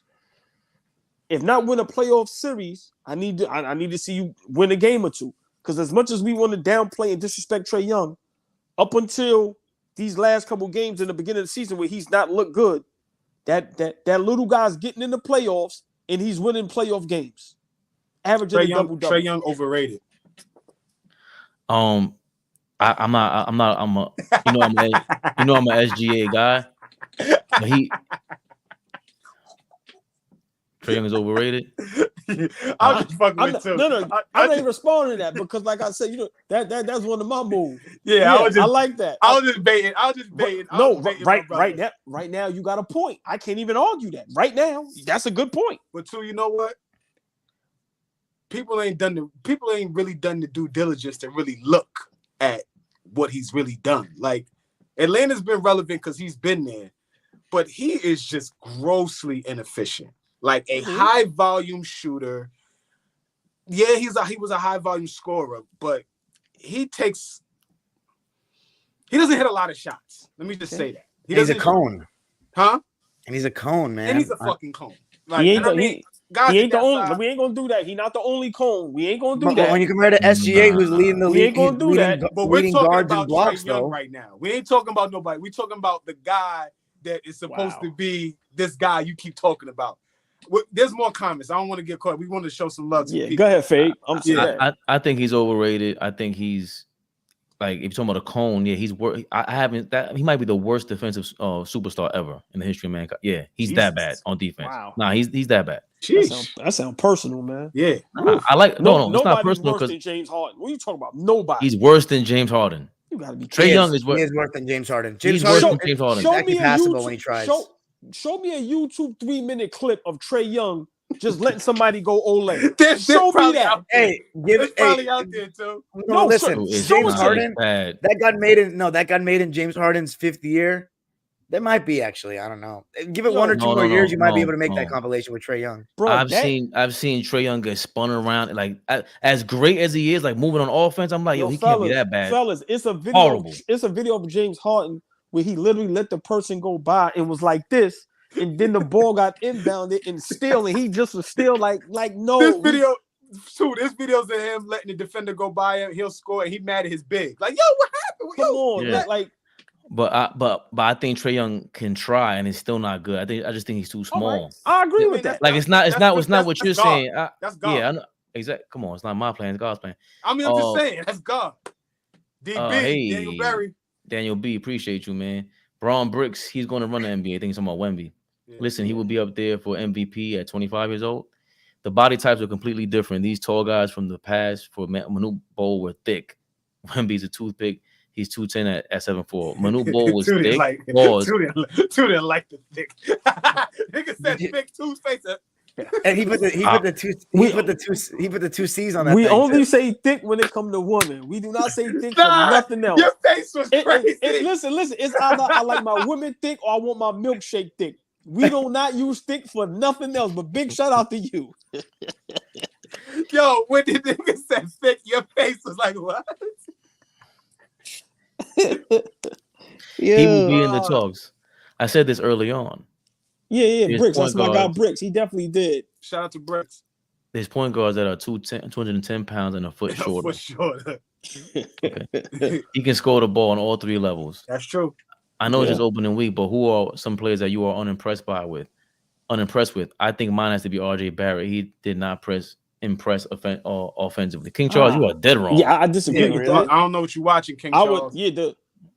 On RJ Barrett's team, he's the most impressive right now. I would say Brunson and Randle right now is unimpressive. Right. So I disagree with that. I'd say Scoot Henderson. I expected more. Pretty tough for him to play the Clippers first, though. That was a rough game for him. Westbrook was destroying him. I expected more. Westbrook destroyed who? How much he had that game, Dom? You keep saying he destroyed somebody. No, Westbrook did. He had a double-double. Well, no. How much points did he have? 13 points, 11 assists. That's destroying somebody? All right. Yeah, well, when you beat somebody off the bounce and you draw a second defender and get an assist, because they need help. They need help because they're getting blown by it. He killed Scoot Henderson. Dom, you did not destroy nobody with 13 points, Dom. Stop, man. No. He got destroyed yesterday. How about that? Or the other day. By Utah? And he played 39 minutes. He wasn't at fault on defense like that. Scoot Henderson's getting destroyed one-on-one. You should go pull up the tape. AllBall was fast asleep. I'm already knowing. Okay, but no, I know. I don't sleep. I don't watch Westbrook. Ain't nobody staying up to watch no Westbrook. I'm watching. Two asleep. Two said you damn right. Trae Young is another answer to that, and then that's about it. Everybody else. Oh no, you totally no. This guy, Mikal Bridges had a rough start, but he's all right. King Charles, I'm so glad you brought this up. Go ahead, please. I'm sorry. No, I told y'all that Mikal Bridges would be an all-star this year. That looks shaky right now. Oh, I think you'll still be right though. Okay, hopefully, because you see who got all up in the screen just now because he's looking at me. Like another guy. People are too high on. I'm sorry. I just like him for what he is. I think he plays defense. You had the Nets 9th 3-and-D or 8th, didn't you? AllBall, you had him 6th or something. I'll say this though, real fast. The team that has highly impressed me, and I think every play I play could talk about 2, 3, 4, 5 players on this team. The Detroit Pistons have impressed me to an extreme level. Jalen Duran is a bull. The goods. He's the goods. They tough. The goods. He's strong, man. I hate that jersey, by the way. Yo, they messed my ticket up yesterday. Yo, too.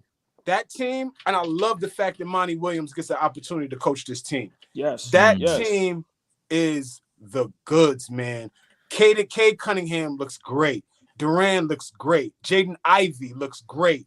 Asor Thompson looks They're going to be all right over there. They're going to be fine, too. They're going to be just fine. I like that. Isaiah Stewart, the nut, who's about to kill LeBron. Yeah.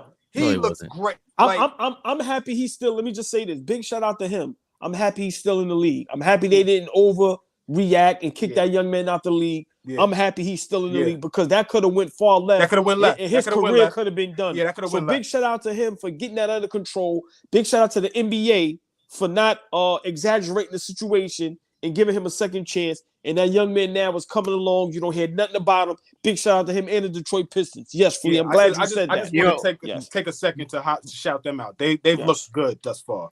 Breaking news: Draymond Green will start ahead of Chris Paul on Sunday. So CP3 is coming off the bench. I told everybody he was. Let's see how long let's see how it goes. We got to see if you're watching, Bleez, we tried to tell you, Bleez.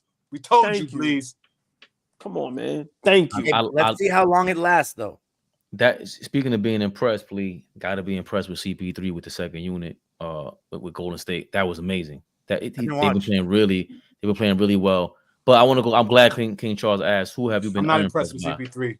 Fabian. I only watched the first game and not the second. I heard If we don't get a chance to talk about it now, I'll call you later. But I got a lot of bad things to say about CP3. He's he 80 needs years to come old. off the bench. Well, good. Now he is. Hopefully, Get off of Yeah. it. Dime said something last week, and I was like, I gotta look because I don't know if Dime is right. You know, I'm talking my shit, but Dime was absolutely right. He has to get off of it. He gets that thing and he's pounding it, and he's pounding it, and get off of it. Get off the shit. Find the next man. Let's get the offensive rolling. He only know what he know. And I agree with you too. I agree with you, but it looks so weird. We're going to having state. him pounding and Steph is moving and Clay is like this. He's ready, and you know what I'm saying. It looks weird with him holding it for so long. Get off that shit, man. Get the guys involved. Like he was getting Kuminga in good spots. Like I was liking that, but everything else, it's like let me say this for y'all go to the next or whatever. Phoenix need to find a way to get him back over there. Nah. Coming off the bench. They need a point guard, man. Y'all can say that all y'all want. Maybe, but not see. They tried that last year. He was. They didn't have Bradley Beal.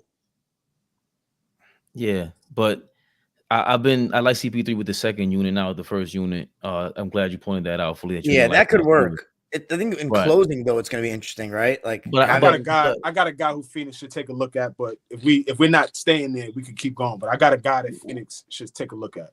Well, it's too early to be harping on School Henderson and be unimpressed with him because it's his first 2-3 years ever, 2-3 games ever. Right. So I'll go to his teammate. DeAndre Ayton should be ashamed of himself. Everything that Devin Booker has said on the low, there's a good YouTube clip of him where they talk shit to each other and they pick up on what they were saying to each other. I see that. I heard that. I've seen it. DeAndre Ayton, everything that we've ever heard about you, being soft, a bum, everything. That's what you are. You should be ashamed of yourself with that team. You have every option, every opportunity in the world to be the #1 draft pick. You are now going to go in the Ola Wakandis of the world, Sam Bowies of the world, of bus. Pause. This is horrendous behavior by a #1 draft pick. I feel bad for Billups, man. I feel bad for Chauncey over there, man. And we're not even talking about your off-season antics.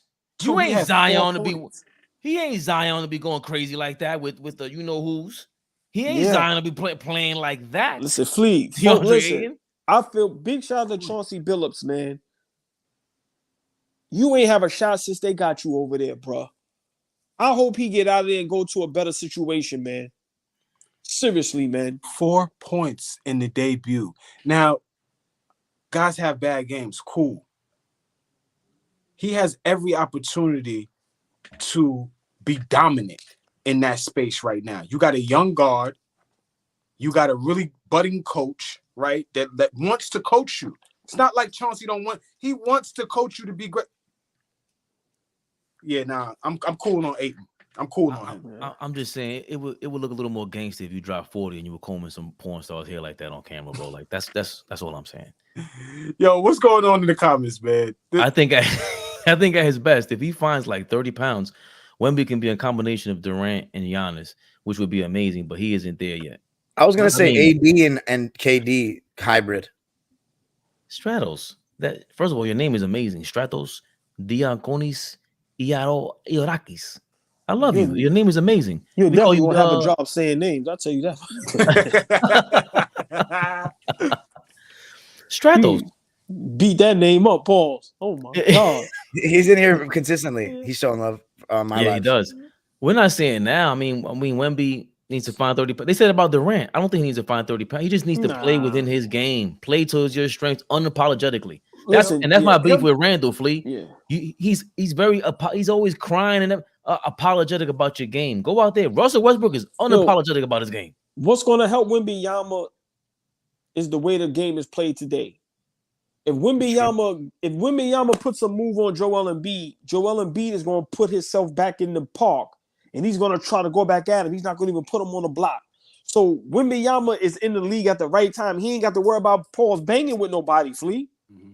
The only person that might put him on that block is the Joker. But I'm just we'll have to revisit it in a couple of years. Okay. I'm glad Flea brought up Detroit though. That is the front line I want to see against Wemby. Those are tough. I like that. There. I like that matchup better than seeing them against Denver. They're gonna get their fucking ass kicked. Like Durant, Stewart, Wiseman, all those guys that Detroit has right now. Can we just say how far ahead of the pack Denver Nuggets look right now in the West? Like, it's just They no one just even smoked. close, bro. There's no one even smoked close. They just smoked the Thunder. Next The man way up, they play, I'm just saying, not even they the results. do not look the way like they miss Bruce Brown or Jeff Green. Next man up, them dudes is flowing. They playing. I love it. I'm not impressed. Yeah, because you got to stick with that. What you had him 8th or something like that? 7. I'm not impressed. Right. So hold on. you got to go out on your shit. It's not hate. It's not trolling. It's not like being blind. I just don't think that they've gotten much better to where other teams are just going to continue to get better.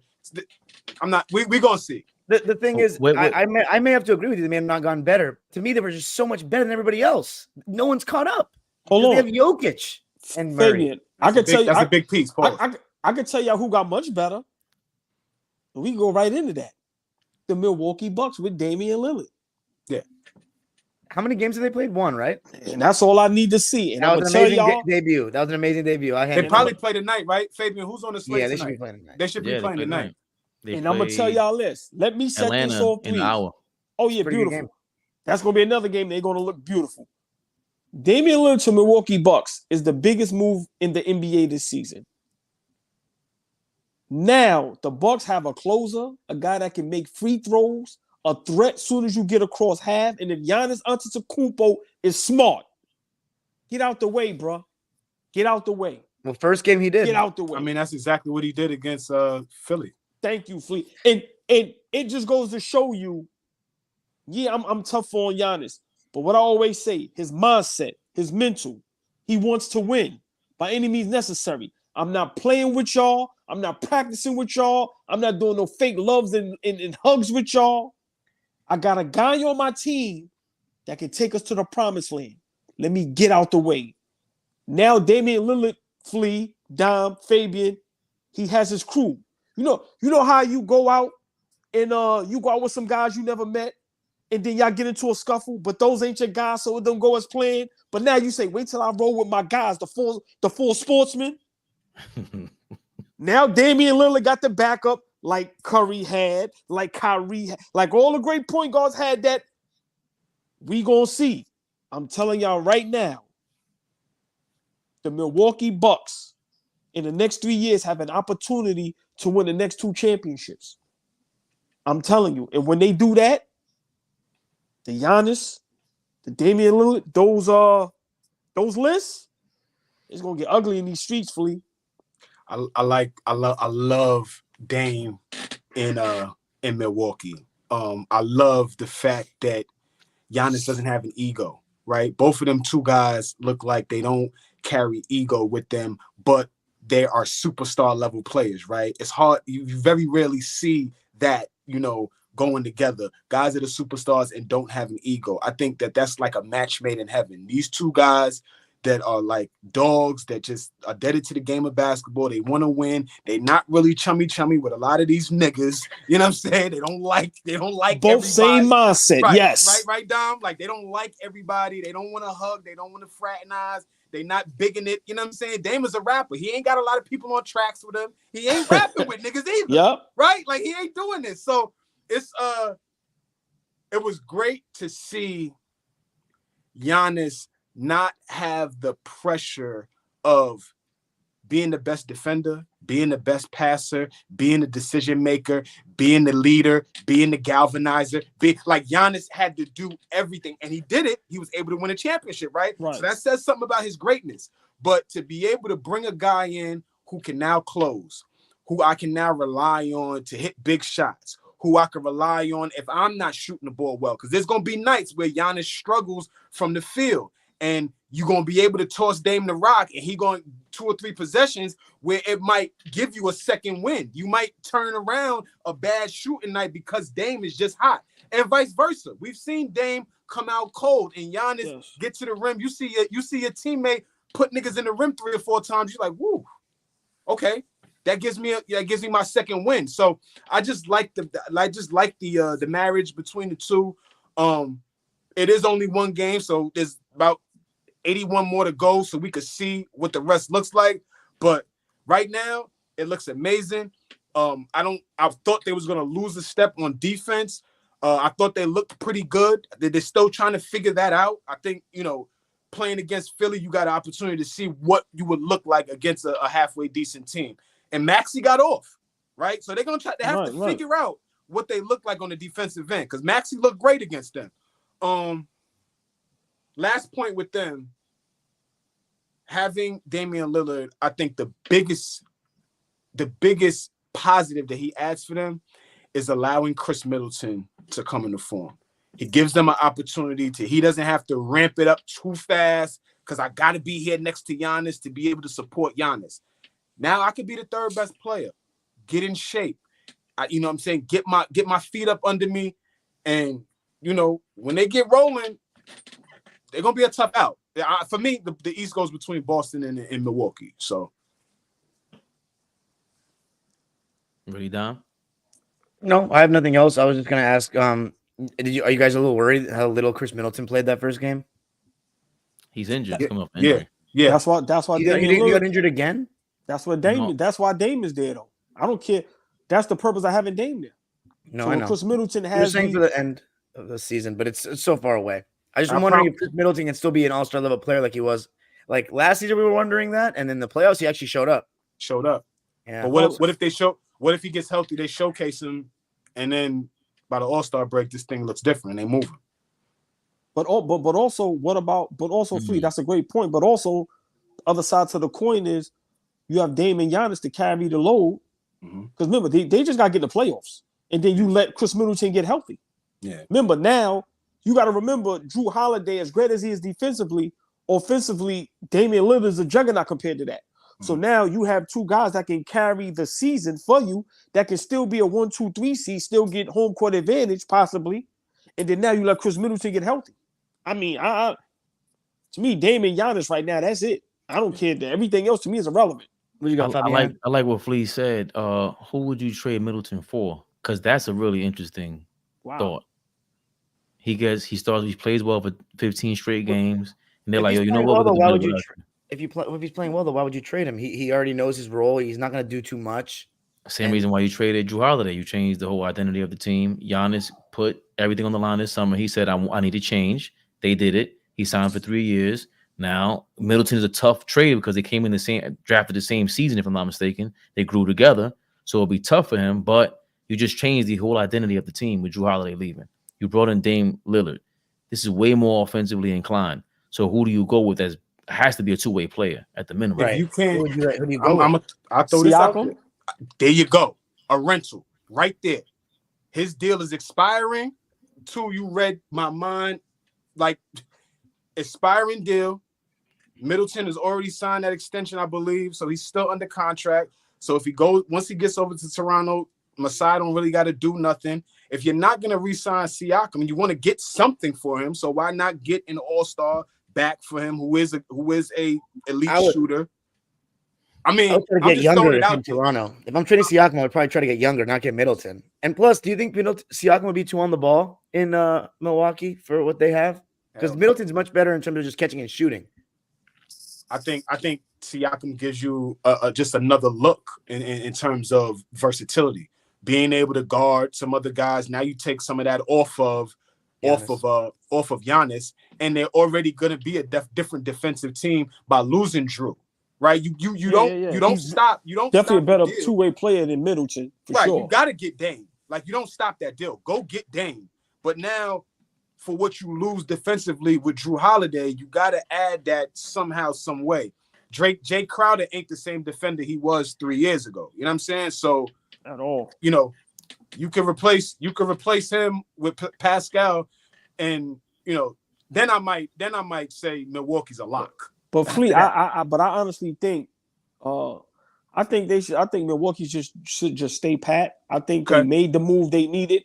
Mm-hmm. I think you just let Middleton get healthy. Right, that's not. Ain't nothing wrong. He's run a chip with them, and like I said, once he's healthy, the way he can spread the floor and knock down the whether it's the 3 or the 2 with him and Dame together healthy, that threat is going to be out of control. Which now you can't really double team Giannis. Can't double nobody. Right. So I just think Just let him get healthy. I think Giannis and Dame can hold it down. Yeah. Let him get healthy. That's all. I definitely understand that, but I'm just asking. You know, staying pat is not risky. The risk would be Middleton's injury, cool, his health. But once Felice said that, and also you reminded me, the championship window with Dame is 2 years. You got 2 years, definitely in my mind, that you can win a chip. The next 2 years, I'm not surprised if they win back to back. Not surprised they compete for a back to back. If you trade Middleton for Siakam, you basically guarantee that because Middleton's health is in jeopardy, and he's very streaky. He's very streaky. For his strength is to score, but Siakam, you know they're bringing that defense. And if you have Siakam, Brook Lopez, and Giannis, is that a better defensive team than when you had Chris Middleton and Drew Holiday there? That might be one of the best defensive front courts in the league. Siakam is underrated, man. Watching him the other day against Philly, listen, man, that boy could play, man. Yeah, and then you have Dame and Giannis and Brooklyn on the offensive end. I think the whole point of this is getting 1 or 2 championships and getting there and giving yourself the most chance possible to win. And that's, I mean, you wouldn't want to trade him, but I think that's a different level. And like for me, that's like a all-time team. Siakam would be a rental though, meaning you get him, his deal expires, you'd have to pay him over the summer. Now do you want the onus on you to have to pay that dude? Because he's going to demand some money. And I don't know what the market looks like for him right now. Easy 200. He going to get 200. Right, easy 200. So now you're going to be strapped. Giannis just got the extension, right? But Flea, that ain't a bad strap though. If Giannis just signed 3 years and then you signed Siakam for 4 years, I'm just saying. And Dame is still under contract, right? Right, Dame is good. Right. Okay. So you got 3 years with that. With those 3. Listen, that's why I remember I first said this. I said in the next 4 years, I said Milwaukee can wind up winning 2 more championships. So remember when Golden State went on that run, they kept picking and popping and you know what I'm saying? So Milwaukee, they already made that move with Dame. Yeah. Let's see now what happens, but to me, they can't go wrong either way. It's either let Middleton get healthy or you make the big trade. But the trade has to definitely be an upgrade for Middleton. It can't be no ifs, ands, or buts about that. Yeah. So I agree. And Adrian Griffin, the Milwaukee Bucks head coach, previously coached where? Toronto with Siakam. So this is not like far-fetched, in my opinion. I just love the idea of it. I want to get to some comments. Go ahead, please. No, just another outlier. Our guy who we was super high on, he had 50 the other night, Zach LaVine in Chicago, and he had 50 in a loss against Detroit. I'm bringing him up only because DeRozan and LaVine going to be available soon. Like, I would say in the next month or two. Like, they'll be. Can somebody please say how long a person been talking about Zach LaVine? It should have been a Nick. You have. I was opposed to that. I'll be honest. I said 2, you bugging. I did. You've been saying that. But those 2 guys will be available. That's something else that Milwaukee could look at in terms of if they want to add, trades to add something to there. So, aside from Siakam, there's some things that if you're not convinced that Middleton can get back to what he once was, there's some stuff out there that you could go take a look at and put you in a decent position. Zach LaVine is under contract until player option 26-27. Year 27, he's a free agent in 2027. He's about to make $48 million a year. What else with them?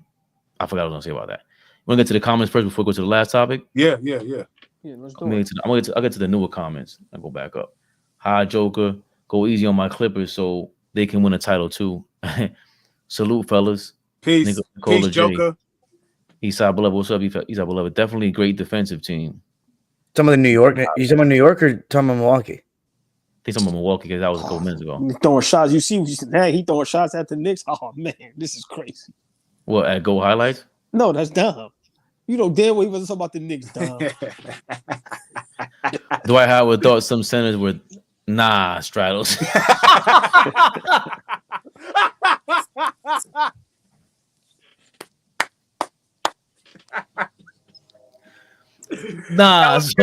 That was good. That was funny.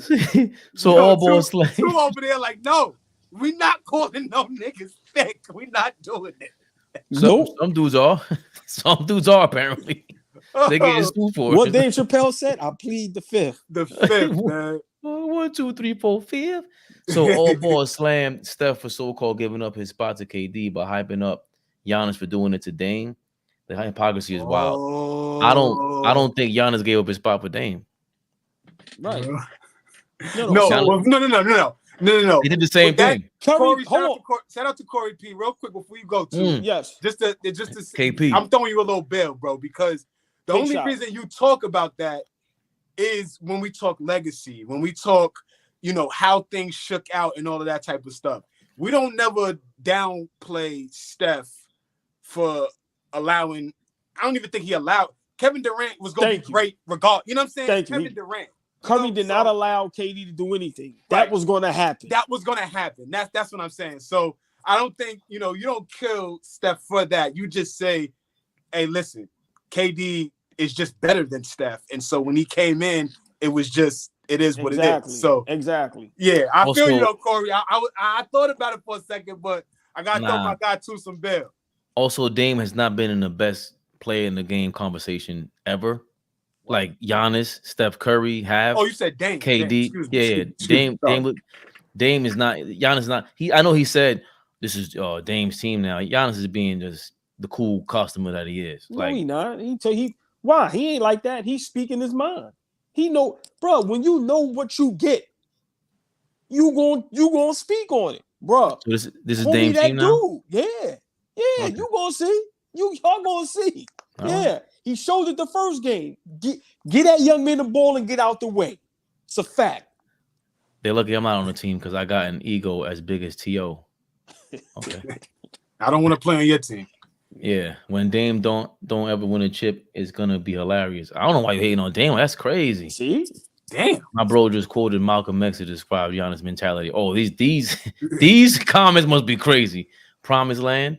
He said his Dame team after game 1. Bucks aren't better than the Celtics. Yes, they are. They right there. Bucks are better than Celtics. Right I don't think they're right there. I don't think the Celtics got better. I don't think they got better. I think they're the same team. And it all rides on whether Tatum can take it to what Booker did last year. Focus for the 2-3 rounds in the playoffs. That's what it all relies on. Everything else does not matter to me. Tatum's gonna win MVP this year. Hey, Fleet, Dom, Fake, Boston, they're gonna shoot themselves in the foot. They should have traded Jaylen Brown for Damian Lillard. That should have been the trade. Boston problem, I've been saying it until they break those two up, because one of them cannot do nothing until the other one is gone. Tatum is not going to become the super duper star he's supposed to be until Jaylen Brown is gone. Mark my word. And if they don't win a championship this year, you got to break them up. Sorry.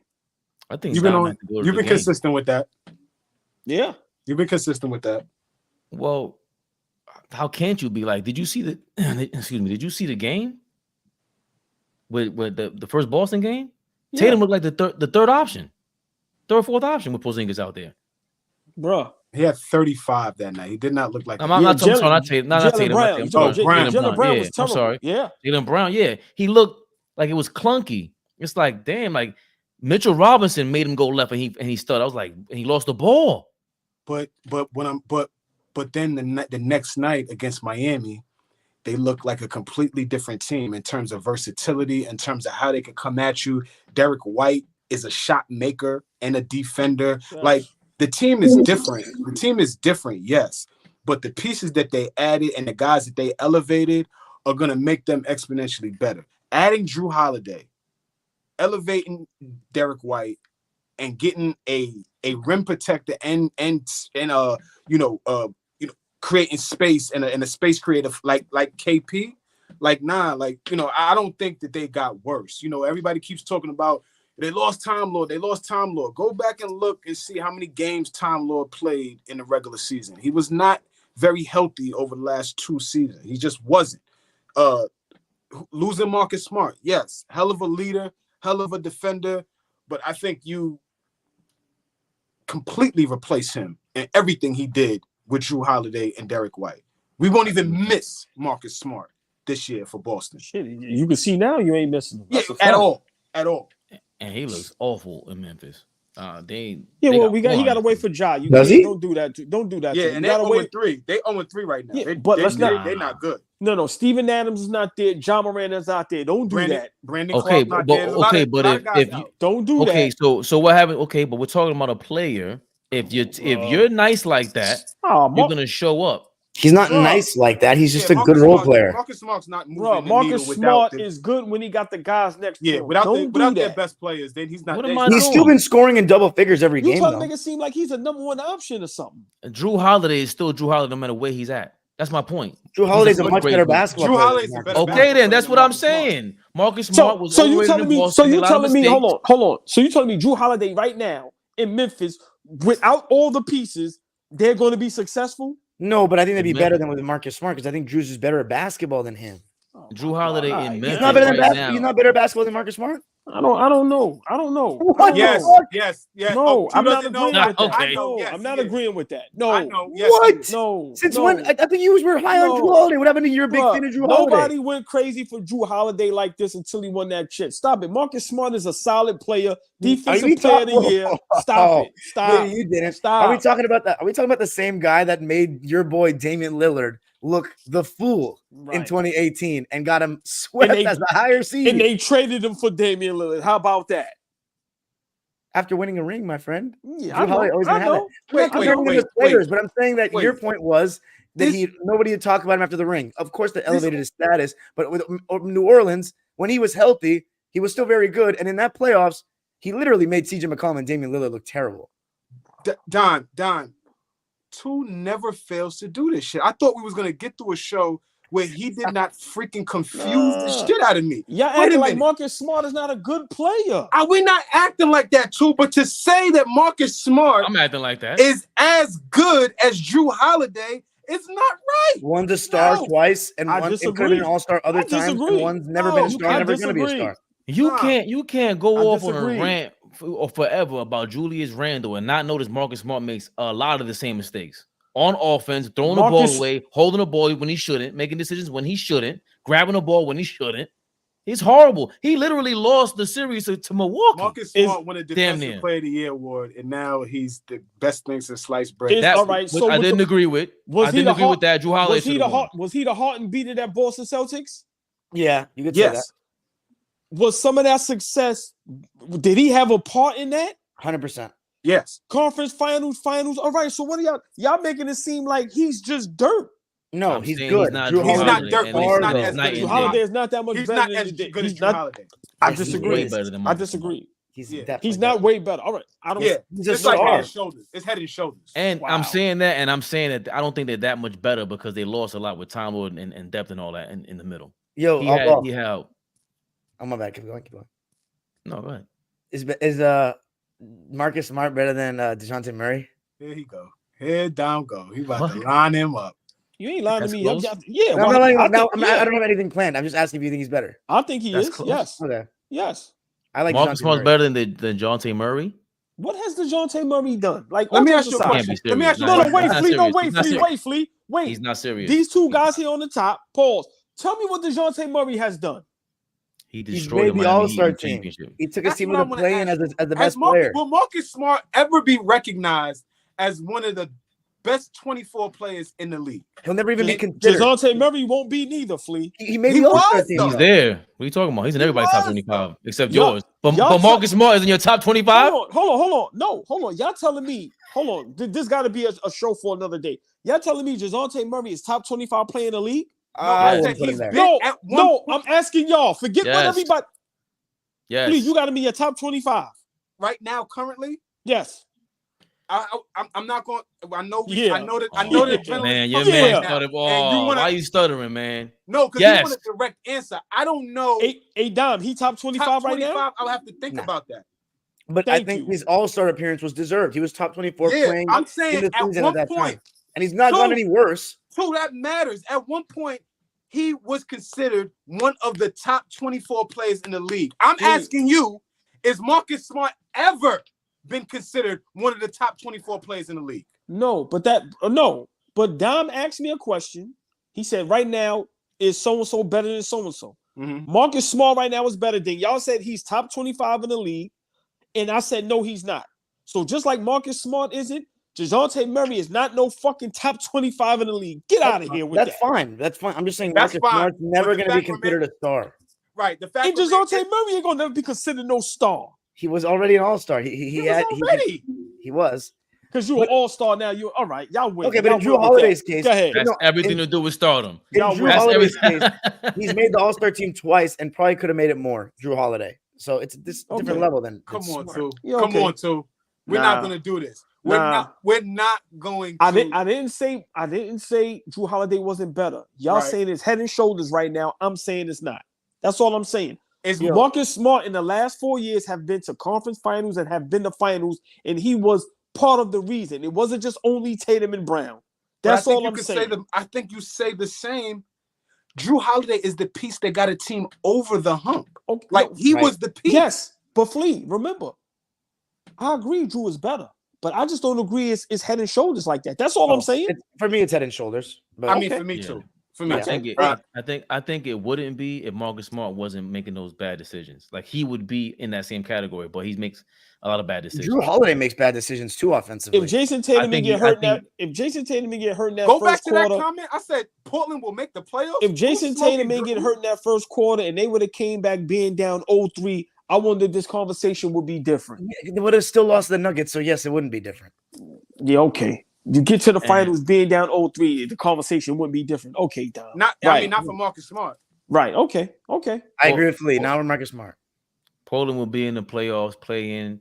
Denver looks like the same great team, but still game 3. Portland won't. Portland sniff ain't the going to playoffs. touch nothing. Portland Yeah, won't even Portland- sniff the playoffs this year. Not with DeAndre Portland Ayton. skipped the play-in this year. They're DeAndre dog Ayton shit. is, DeAndre Ayton is a bum. They're The West is garbage. too good. Wait, why don't we go back to the top, Fabian? Where we were at. All right, Because then the comments are going to be more outdated. that's what they are more outdated from the top. Hold on. That's what I'm saying. But I'm saying the longer we go, you know what I'm saying? We might as well knock them off. I don't even It was Corey Patrick. Okay. You don't compare heights, you compare games. right. You compare both Corey Patrick. What the hell are you talking about? Like KP, what up? As the Wemby comment, Wemby you compare him to Sean Bradley, compared to all the guys that are his size that couldn't do what he did consistently. Ralph Sampson's not talked about. Same thing. He didn't stay healthy. This guy looks like he's going to be healthy, and he looks amazing. But the only reason why Wemby has the hype is his height. What he can do at his height, not just his height. Yeah, I mean, Okay. 7'5", a 7'5" guy. You're gonna talk about him coming in the league regardless. True, But but the way he moves is special. That's like saying Eminem only got the hype because he was white, right? But it's like, yeah, but he's also nice. Like we haven't. he was just good. If he wasn't good, we would have been like, nah, get out of here, Eminem. If Wemby was, I don't want to get in that bag. Yeah, I think he's overrated. I think he shouldn't be anybody's top 10. I agree with that. But Then I'm you got saying, 3 good songs. Get out of here. Okay, chill. Right. 3 good songs. That's harsh. Name more. It is harsh. Go ahead. M could rap. Come on, his I ass. name He could more. rap I mean, circles. that's He could rap niggas. circles Name around. 5 legendary Eminem songs. he has a Legendary. budget. Yeah, we're talking about great songs. Name 5 great songs. Without Me is classic. Cleaning out my closet is classic. The Real Slim Shady is obviously What's classic. Without Me? Now this looks like a job for me, so everybody. That's horrible. No, that's classic. Dom, Stan, don't ever do that again. Stan No, is that's Stan Dom. is Stan is legendary. Stan is legendary. That No, is no, no. classic. That music Stan video is is not, hilarious. no. Stan is not classic. It's legendary. Nobody made a song like Stan that. is legendary. The joint that I the am whatever boxer you came say out. I am. Does To Like I'm whatever Collapse you count say because I Nate am. Dogg's on it? What? Does To Like Collapse count because Nate Dogg's on it? Listen, It's I'm hot, a big but 50 Cent fan, and I don't want no smoke with 50. And I know he holds Eminem to a high regard. So I don't even want to have this conversation because I don't want no beef with my guy 5-0. my But point is Eminem, but Eminem wasn't just hype. He met the hype is the point. He had hit records. He answered the hype. Stan is and I am whatever you say I am, whatever that song is called. That's met one the of the one hype. you're going with? That's impressive that you would go that far down the bag of Eminem. That's the reason why he's Eminem. Without way those I Am? songs, I am whatever you say I am. If I wasn't, I know. why would I know. What That you're song is talking about. fire. Wow, that's That beat good. is fire. But I wouldn't even put that in the most like top 5 most popular that he ended up making. It's a great You're song. talking though. popularity. I'm talking about legendary. Like that was Well, classic. All balls that have like name like 5 hits or something. He's bugging. Eminem. Lose Yourself Like counts? now, Is it 8 Mile? after the Eminem show, he completely fell off, and that's when his fans went crazy, berserk. That's when you guys overrated Eminem. He was trash after that. He's not in Jay-Z's Eminem show is category. classic though. Come on. No, it's not. See why? Has some classics in it. We're stopping. He has maybe one classic album. We gotta stop. Let's get back to the comments. Yeah, please. We're not doing this. This is when you're showing your fair skin, Dime. And if Wemby,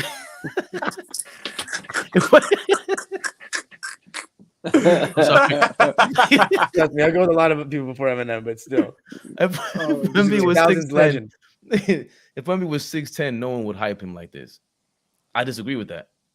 If he was 6'10" and he had a handle, he would yam it like this, and he would be better. But he wouldn't be dunking as effortlessly if he was 6'10". The part of the reason why it's so crazy is because he literally barely has to jump to dunk. Right. Yeah, he looks 6'10" with a handle that we're talking and a jumper. We're talking Jabari Smith Jr. now. Yo, there was a picture of Wemby, and the way they caught the picture, the basketball was right in front of his face. He looked like a fucking alien. Like it was the basketball as his face and the rest of his body, and they caught a snapshot. It was crazy. I was like, yo, that's insane. The aliens are upon us. Even if he played exactly the same, I disagree. Like, oh shit, I zoomed in the fuck out of this. Why in the world are you comparing Sean Bradley and Wemby? They aren't even in the same type of player. I think we answered talking that. about the size. They're the same height. Got to compare to the guys that's the same height. See, but he said we don't compare height to compare games. That was intended for all ball. But I think KP is just gonna be on all ball's case after the Draymond comments months ago. I agree with Dime 100%. I think the guy who's using his size to dominate and a new player is Zion, but he's injury prone. The problem with Zion, the only thing with Zion is, and for that conversation, is that he doesn't have the outside part yet. He has the inside, but he doesn't really have a respectable jump shot yet. The guys I was talking about. Zion had 24 points last night, and all of them was in the paint against the Knicks. Why do you keep focusing on what they don't have, what they don't do? What they do is super duper talented, and nobody's doing it. Nobody could dominate like Zion. Well, no, I was talking about the inside outside conversation. I'm talking about the same thing. Why are we focusing on? Oh yeah, Zion is totally dominant. He's playing towards his strengths. Oh, but he doesn't have an outside shot. Okay, so what? He's 10 of 10 last night. 20 rebounds, whatever it was. But I'm not using Zion to as an example of this. I was talking about big men that fall too in love with the jumper. Zion is the exact opposite. He literally lives in the paint. You know what I'm saying? I fuck with Zion. You just confused me. See, that was a great segue for the last topic. Guys that fall in love with the jump shot as a big man. It's a whole bunch of those in the league. Well, Lord have mercy. Are we going Lord have mercy. No, you keep going to the comments. Keep reading. Oh, okay. Sorry. Knicks are trash. Who said that? Who said that? You're not putting him up. No, put him up there. Who said that? I'm about to. Everyone needs help. He said, who said that? So now everyone needs help. See, he's going to be on your case for the whole year. So what? 3 points is worth more than 2 points, but you can let Where's the Knicks trash thing? Why you forget them other comments? Where's the Knicks trash one? Relax. Elizaga. A fellow, what's wrong with you, man? Why would you Elizaga? What's wrong with you, man? I thought we were cool. Who's your team? This is not obvious. It's Straddles. Yeah. Maybe the Knicks try to get one of the Bulls. Shanghai Knights is your team? Look. Fuck out of here. I would like that. Maybe the Knicks try to get one of the Bulls All-Stars. Give them Barrett or Randle for Zach LaVine or DeRozan. Fuck out of here. Get the ball. Get the what? The all ball. You say get the ball. Hold on. What is that? He said Bulls. Oh, Bulls. I thought no. I thought it said ball like LeVar Ball in them, like LaMelo Ball. That's what I thought that was. I'm sorry. No, he's saying trade Barrett. I would love Zach LaVine in New York. I'm not trading Barrett. I would trade Randle right now for Zach LaVine. Why would you trade Barrett? Because I think Barrett right now is a better basketball player than Randle. I think he has a higher ceiling. You're getting LaVine, though. Huh? Yeah, but you're getting Zach LaVine, who might be your best player. In his prime. Second best player, first best player. What's wrong with that? I'm just saying I'd rather Zach LaVine than Randle. I would trade him for either, to be honest. I'm not gonna lie. Here's the difference. Even with RJ Barrett and Zach LaVine, and this is a great comparison. I don't think Zach LaVine's stats mean winning. He's not a winning player, and that's what I was gonna say. If I had my choice, keep Zach LaVine the fuck away from Madison Square Garden. He's not a winning player. He's not gonna come here and help us really win no games.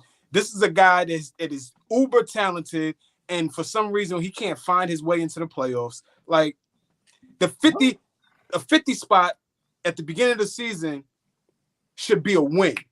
Like you dropping 50 and you on a talented team as you are, that should be a win. That team ain't talented. Don't do that. They're not very good. Come on now. Don't do that, Flea. You're a They smart don't have brother. much shooting. No, I but- know but- they got three. They got 3 All-Star level players. Yeah, true. 3 What? All-Star level players. What Who's the 3? third one? DeRozan, Nikola Levine, and Vucevic. Vucevic. All 3 All-Star level players. What? He's right. I mean, what am I? What? He's right because you said it. You echoed him. He's right. No, No, because Vucevic Vucevic has is been an an all-star. all-star. Because I'm not talking Vucevic has about been an no all-star and he's opinion. capable of averaging 20 and 10. I'm not in asking. I'm not 20 in speaking no opinions. 2023 is Vucevic an all-star? He's all-star caliber. Hell I agree with no. Lee, though. He's I all-star just caliber. said All-Star level players. He's I top didn't- 10 at his position for sure. He might be what? Vucevic? Yes, he is. He is. What the That's fuck by are you talking default. about, There's no- nigga? He can I mean, post that's up. that- He can shoot. That's by Offensively, he's good. default. There's no big men. True. You're right about that, but doesn't change that he's 20 and 10 and he can shoot and got good touch around the basket. All I'm saying, you- all I'm saying is that 50 points from Zach LaVine and you have a team like that should be penciled in win when you drop 50. That's what I'm saying. And it's too many times often where I see this dude playing at such a high level individually, That's a good and point. his team is not good. That's all Good I'm point. saying. Good point. I can't argue. And the other side to that is when RJ Barrett plays well, we play well. We win. We We win. yeah, We we're win games. we're in a winning position, and that's why I say I'm hard on RJ Barrett. Pause, but when he plays well, it's winning basketball. Because if he can figure it out when he plays, that means he's figuring something out. And for some reason, he got game, and it means winning. Zach LaVine never, and Zach LaVine is 27 years old. He's in the middle of his prime. He's about to be approaching his prime. I've never been impressed by him. Some guys just not winning players, man. Embiid is MVP because he learned to foul bait like Harden, which doesn't work in the playoffs, and goes from 30 points per game to 22, throws off his game. Great winning MVP, but horrible for the playoffs. Yo, I've never actually thought about it like that. That makes a lot of sense. That's a great point. He does do a lot of Harden bullshit, and he never focuses on being in the double team and kicking out of a double team. Embiid is a horrible passer out of the post when he's being double teamed, and I've never looked at it like that. That when he's foul baiting throughout the whole year, he's clotheslining people and leg dropping them. That when it comes to playoff time, everyone's gonna join you with the physicality. All right, now you got to play without the free throws, without the foul baiting. Now what can you do? He plays hard. It ain't no lie that he probably usually leads the league in free throws attempted. Facts. Like he Facts. does. He lives at the line. I'll say that. Straddles, you pissed me off earlier, but thanks for that comment. Fellas, Randle let's is horrible. Oh wow. get to this last topic, Yeah. Okay. please. So Embiid does that in the playoffs, but Anthony Davis, is he overrated or underrated at this point? Can I'm gonna just real quick say what Derek Fisher said, which was a good. He said something. It was okay. He basically said, Just made you look at it a little different. That's right. all. Right. He said, if I could try to get it, he said Anthony Davis, we should be happy that Anthony Davis is playing for the Lakers. And he was saying that he literally has to do everything on defense.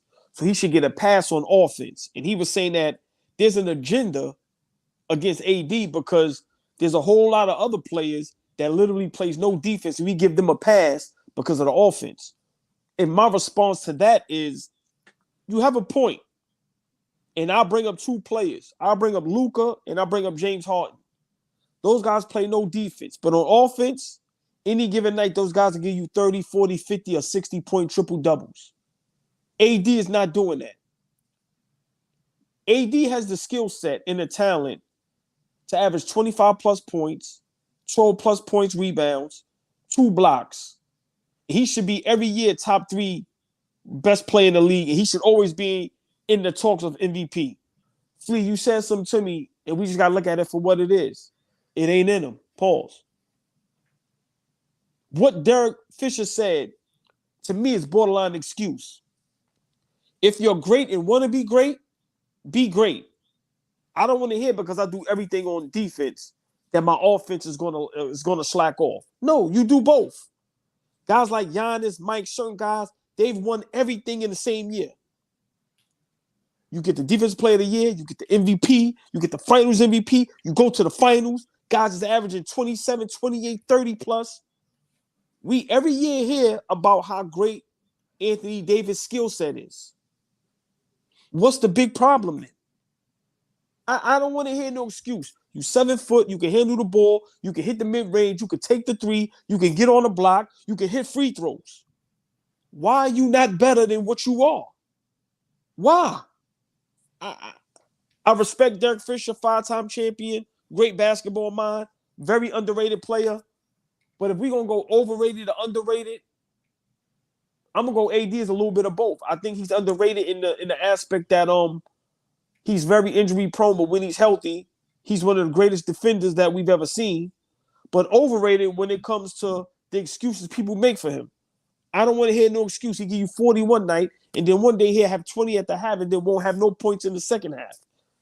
I want to hear from him, why is it like that? So big shout out to Derek Fisher, but I think he's both overrated and underrated at the same time, if that makes any sense. Let me add something to what Chu was saying, because I had sent him that clip on what D Fish was talking about. Yeah.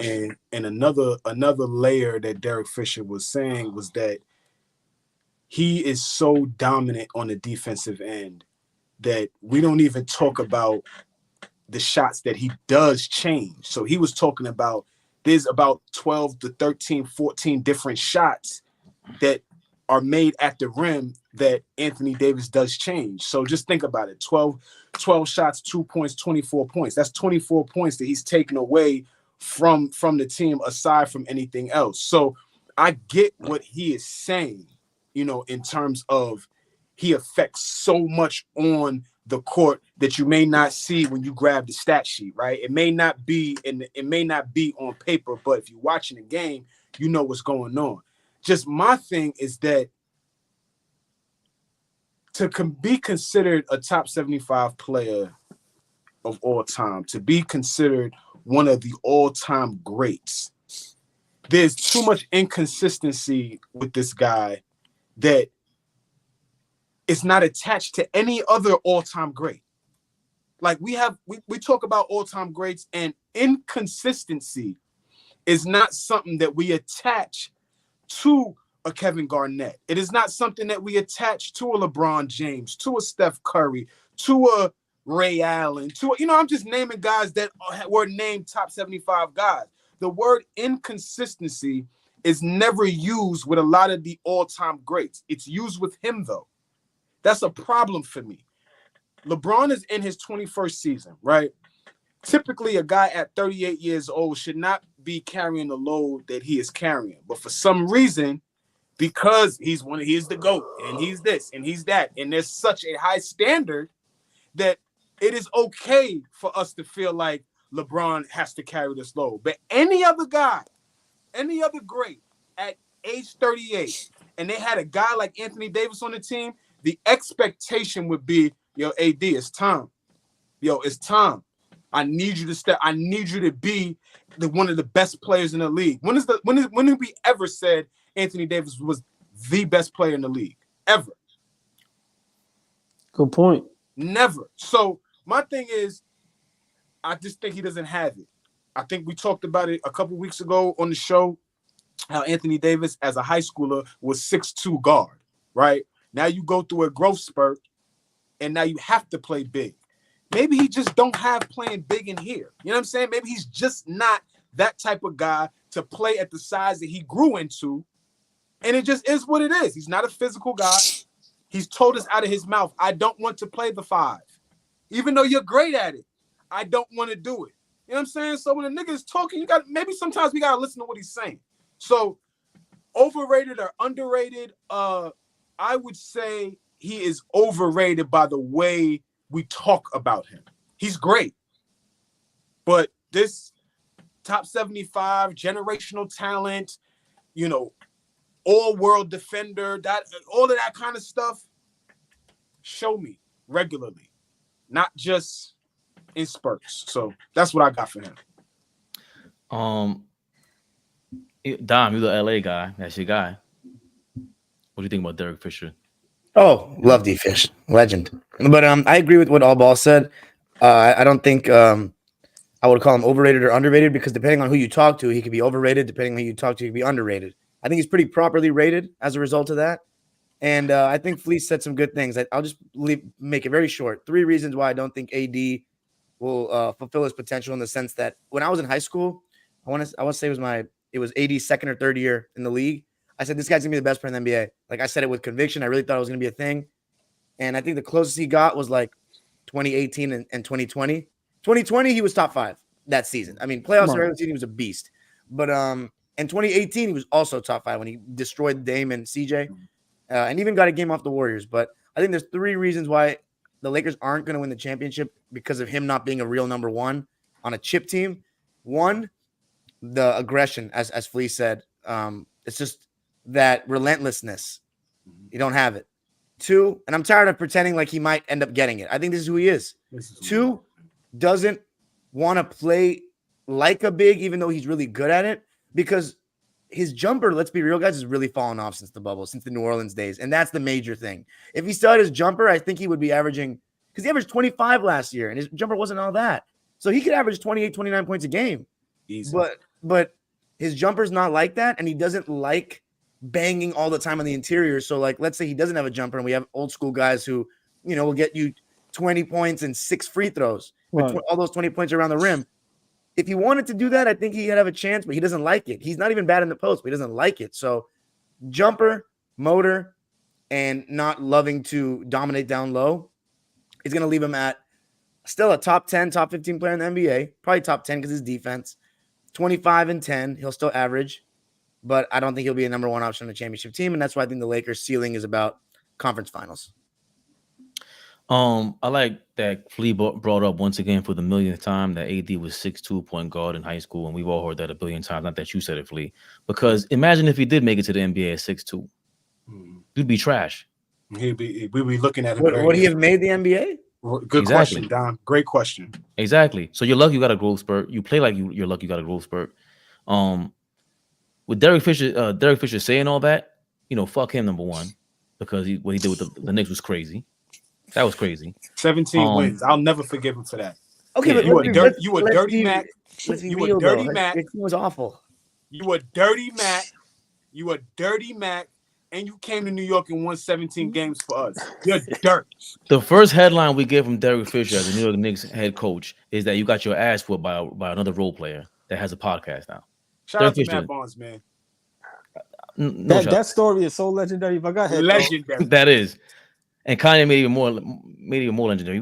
Drive 100 miles. Time out. Too. Imagine a nigga running around the island and you chasing the nigga around the island in the kitchen. Don't forget all that, my nigga. That nigga said he was doing something. What was practice? That nigga said I drove 100-something miles. And you chasing nigga in your house. In your house. Your crib. Dude, I'm sorry, Fabe. That Kanye song is classic. Go ahead. So yeah, fuck Derek Fisher, number 1. Number 2, I do give him props because he's coaching the high school basketball team out there in California, LA. I thought he was trying to get a Lakers job. That's why I thought he got fired as the Sparks coach. No. Nigga, he coaching where they allowing him to coach. Nigga. He coached the Sparks. They got him out of there. He ain't doing them no favors. He a high school coach. That's what he is. He ain't ready for the big dogs. For being trash. And in all seriousness, I agree with you guys.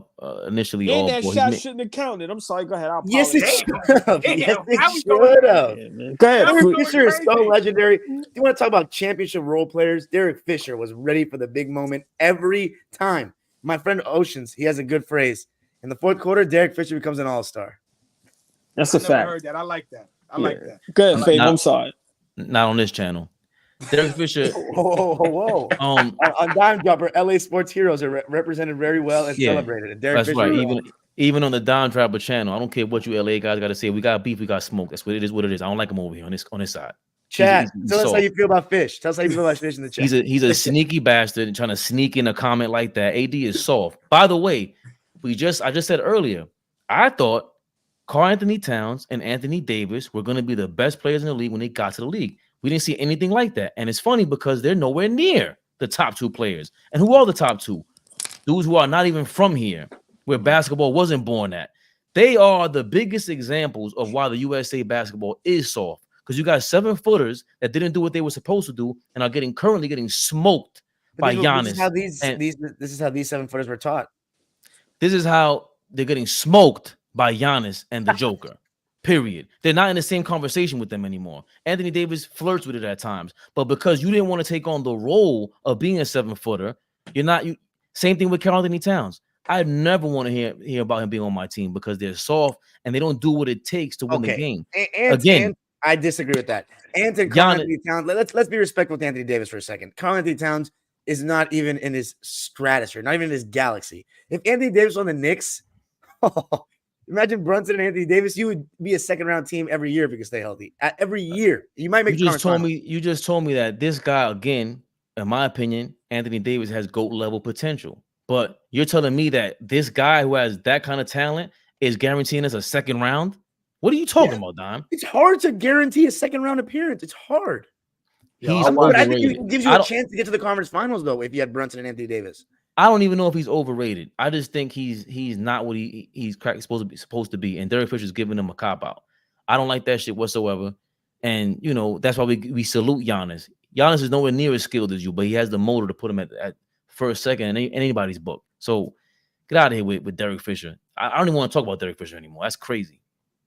That team he was coaching in the Knicks was bound to fail. That was a train wreck. We weren't a good team. And you traded J.R. Smith and Iman Shumpert middle of the year. You guys he should never got that job. That was the Phil Jackson.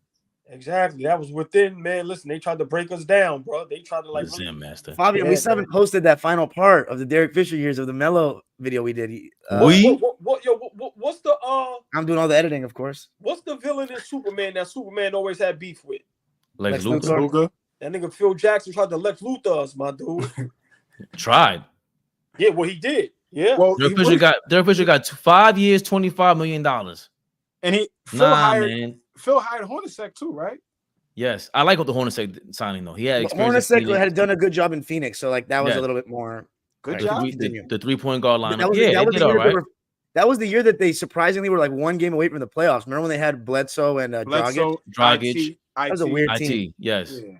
No, not the year that. No, when they got Isaiah Thomas was the year after where we were like, why the fuck did they add a third guard? Point guard, remember? But I just remember them having 3 guards over there. And they were the year before they added Isaiah, though, when it was Bledsoe and Dragic, they almost made the playoffs. That was wild. Anyway, continue. I mean, that was it for me. I'm trying to get back to the comments. Yeah. It was Randle is horrible. That's the one we're on. Couple comments out of here. No. I'm just, like I said, I just think everybody made great points. I just think D Fish, what made him say that, I don't know. Like I said, he made some good points, but once again, for me, guys that don't play defense on offense, they're just out of their stratosphere. Like I said, Luka won't play no defense, but on any given night, he can give you 60-point triple-double. Anthony Davis is not doing that. So, respect the D Fish, but I have to disagree with him. There's no agenda on AD. When you're injury prone, when it shows on the court, your motor is low. I mean, yeah, man. Like I said, for me, not overrated, underrated. It's just he is who he is. And all y'all said it. Y'all made great points. It just ain't in him. Randle is horrible. He tries to play like Kobe and doesn't use his size and doesn't even know how to use his size. If he weighed 30 pounds less, he'd play exactly the same way. I'm a New Yorker, by the way. Stratos. I agree with you. Mitchell is terrible on offense, and that's the issue. Well, he's good at what he does. Randle's selfish AF. I agree. Yes. The problem is it's almost impossible to get a player that is an all-star caliber player that elevates their game in the playoffs. That isn't Randle or Embiid. Brunson actually can do that. Brunson played fairly the same, to be honest with you, and it was really good to me. Or great. I think he elevated a little bit. Then you didn't watch him all year. He was doing that all year. To try to do it against, but when you do the same thing in the playoffs against better competition, that's like elevating to me. You know what I mean? Yes. Try to trade Randle or Barrett for a guy who elevates in the playoffs. Try to steal emo Jimmy Butler from Pat Riley. Good luck. Two would love that. Why do you feel Kawhi had more success in the Raptors in 1 year than LAC? Go Heat. Very simple answer. Great team, great health. That's it. People forget that Toronto team was like really, really good. Really good. But give Kawhi Leonard, let him finish one playoffs with us healthy, for God's sake. And let's see what happens. Like, let's see him someone actually beat him. Somebody reminded me that Marc Gasol and Serge Ibaka was on those teams. I forgot that they was like on that Toronto team. Yeah, man. Hey, Fleet, can I say this? What's up? Here we go. When I said how good that Toronto team was, people gave me a lot of smoke. Nah, bro, they were a better team than most remember. But you discredit them all, ball, by saying that the only reason they won is because of KD being injured, which might be true, but that's not to say that Toronto wasn't a championship caliber team, period. They were. Kyle Lowry, Norman Powell, Serge Ibaka, Marc Gasol, Danny Green, right? Like they had Fred VanVleet. They had an amazing 8-man rotation. Siakam is a young player. VanVleet. Like they didn't have a bad team. OG Anunoby was hurt too. OG was hurt, and we thought that was going to hurt them because he was hurt. Like that was a better team than people give credit to. When I look back on it, I was like, damn. Switchable size, almost everybody can shoot. It was a good team. Yeah, good team. He were in trouble too. Butler declined. Let's have faith. Okay. I watched the Knicks when they had Charlie Ward, Derek Harper as point guard. They were good. Decent. Charlie Ward. Decent. No, Derek Harper's good, but I don't know about Charlie Ward. Decent. Charlie Ward he won the Heisman Award. Like it was crazy. We hold on, but we competed. We competed 100%. Well, Harper was a star in Dallas. Man, come on, man. D-Hawk, Rolando Black. The hand check god, Derek Harper. The pit bull, the mad face, the dog face. Come on, man. Yeah, especially on defense. Yo, this pod is fire. Anyone can get it. I mean, pause. That's a fact. Thank you. Appreciate you, Roll Flow. Roll Flow. Have we seen him before? Oh, okay. No, just one of the subscribers. Okay. Roll Flow, what up with you, man? I appreciate that. SJ just shot 3 of 15. He did horrendous. He was like today? Scoreless. Yes. The scoreless. They lost by 30. I wonder if it was the Aaron Gordon effect. It might be. The Denver being that big, they're gonna get him up out of there. They're too big for him. What was Joker numbers? Crazy. 29, like 15. What was SGA numbers again? The nigga shot bad today. So what? If it wasn't for Chet, what? Okay. Damn. Okay. That's what you're gonna say. Okay. If it wasn't for Chet, it would have been even worse. They lost by 30. All I'm saying is guys look good against bad teams. When it come to good teams, niggas is looking a little sussy out SGA there. averaged 30 last year on everybody. Hey, Dom, you ready for it? Okay. Oh, God. Okay. Why? There you go. Why did Kawhi have more success in Toronto? Was it his team? I think the team was a little better than ours, but again, health, very important. I used thick with 2 C's because it's funnier. It was funny. Shadow. Stop saying that shit. If he says if anyone uses thick like that in our comments again, I'm gonna know it's you without even looking at your name. That's crazy. A trip dub, not good. Insanity. They going to play hard for him every night. I don't know. They go and play hard for him every night. They lose games because they can't score. Flea, remember I said Jalen Williams. I said Jalen Williams. I've been hollering Jalen Williams for forever. Goodwin is good for the Suns when Booker comes back. Non-Steph Minnesota better with CP off the bench. He could be a middleman on a good team. 3 games, y'all. Okay, we read all this stuff. I don't know who quoted Malcolm X to describe Giannis, but that's still funny. Salute, brothers. Drew is better than Smart by a mile. Smart has been on excellent teams, no excuses. Plus, he thinks he's a star. Drew is more team-oriented. Marcus Smart is massively overrated. Huge upgrade for Boston. I agree with AllBall. I agree with AllBall on that point, but Boston is still better than Milwaukee. I don't agree with that. Giannis is fake humble. Stop it. He is fake humble, but, if he wasn't. That's hate. He's major hating. Everybody's fake humble but Steph Curry. But Steph Curry's a God-fearing superstar, right? But Giannis can't just be. Oh, shit. If that's not hate, the nigga say he fake humble. Crazy. Giannis is amazing. I think he's hilarious. He's organic. He's himself. If the Bucks are Dame's team, they have no shot at winning a title. He's right. That's good, Jess. That was a good counter. Yeah, that was good. Joker, go easy on my Clippers so they can win a title. Dwight Howard was boxing out before the shots even went up.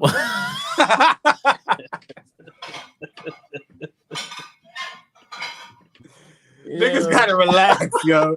That's funny though. That was crazy. DeAndre Murray clears Marcus Smart easily. If the Clips stay healthy, it's Clips Nuggets Western Finals. Yeah. Okay. Can't stand Eminem. Dime dropper equals rhyme dropper. Eminem is nice, but he ain't Nas. Yeah, that's true. I'm a Bulls fan, and Zach is frustrating. Can I go off and look like Mike on any given night, on any given day, and then bomb just as quick? Vucevic is nice, guys. He's a 20 and 10 caliber guy. Oh, I'm sorry, I didn't put that up. Yeah, there we go. Bulls are a joke. They need a complete overhaul from top to bottom. Could be. Barrett is the third guy on the Knicks. If your third guy goes off, you will normally win. Did you see the Sorry. one about DeJounte clears Marcus Smart? Yeah, we seen that. Yeah. Let's see what happens towards the end of the season. Let's see how Murray season going to end up. Let's see that. But the expectations are higher for Murray than they are for Here we go. fucking Smart. Here we go. Okay. Smart ain't expected to do shit over there. You know that too. Okay. He said, okay. Look, y'all already making excuses for Murray, huh? No, he ain't. Because Smart ain't going to be asked to do shit too. You know that. Soon as Ja Morant comes back, we might not even see Marcus Smart play. Gotcha. So what Marcus Smart averages 15. He averaged 11, 6, he's a and role 3 player. last year. We know he's a role player, so let's not do that. Marcus Okay. Smart's not Murray averaging is, double y'all say figures this Murray year. a star, all-star. Let's see what happens throughout the season. Dom is giving you the I know. hint. The I saw what he Hey did. man, I got the best thing since sliced bread to watch in a couple hours. I gotta go there. Atlanta is winless, right? yeah, the way Yeah. we described Murray on that him, team, right? right? Okay. Yeah. Okay. Trey heard Young Dom? will got to be better. You heard And Dom? now Trey Young got to be better. I know. He's shooting like trash. Anyway, continue. Nah, you Murray heard gotta Dom? be better. We just said Wemby's the greatest of all time, so you got to go watch the greatest, right? That's right. Well, listen, read like 2 more comments so we can get out of here. Oh, no, he's almost done. Yeah, I'll stay on if you guys got to go. I like reading. Just finish. Yeah, I gotta go, man. 4 sportsmen in the building. Word hurt Jesse, especially when it's the truth. Yep, Bulls are stuck in the mediocrity purgatory. Bunch of non-championship players and an abysmal front office. Get them all out. Derek Fisher's a piece of garbage on and off the court. Thank you. Yeah, Jesse. get him out of here. What? Too good to get a lottery pick and too poor to make a deep playoff run. I trade Vucevic for Sengun and want us to give Vassell from the Spurs. I give up Zach to get him too. You ain't getting no damn Vucevic or Sengun and Sengun is kind of nice. dream world you live in. He there. played well against the That's what I'm Spurs. saying. Houston ain't letting him go. For Vucevic, He might be the last best season. one. He might be the best one on the team. I'm not gonna lie. Yeah. Fleet LeBron carrying the load is a myth. If you really pay attention to him on the court, he rests like 75% of the time. He's actually on the court. Gets easy layups occasionally. That's it. I don't But think LeBron I've has ever led said, in the past, though. I don't think I've ever said LeBron was carrying a load right Yeah. now. When did that happen? Yeah, I don't remember know. hearing that. I don't know. Maybe he's mistaken. Jesse hates LeBron. LeBron makes his teammates better, I hear. Has AD improved since going to LA? He got I mean, something. he won a chip. I think- He legitimized his career by winning the championship. I think LeBron makes certain players better, and then he takes away from certain players that need the ball in their hands more. That's all I have to say about that. If you're a catch and shoot guy, or are you a roller though, or screener, you're gonna get better with LeBron. I'm scared to answer that. Mel might be in the comments. Yo, that picture of Mel at the Drew? That shit is classic. Oh, in the back, LeBron. when he's in the back, like, but that's. LeBron's agenda on the court will never lend itself to elevating his teammates. He craftily uses his teammates to elevate himself and bolster his statistical portfolio, period. Salute, fellas. DD, what up? What's up, Preach. bro? That shot should not have counted. The clock started late. Oh We'll watch my it. God! Of course, Oh, he's Jesse's a Spurs fan with the conspiracies. Yo, that's Yeah. hate. Hey, Jesse, that's hate. No, he's a Spurs fan. The Trent Tucker rule Look where he's going. Look where he's going. states you need 0.3 seconds to get off a standstill jumper.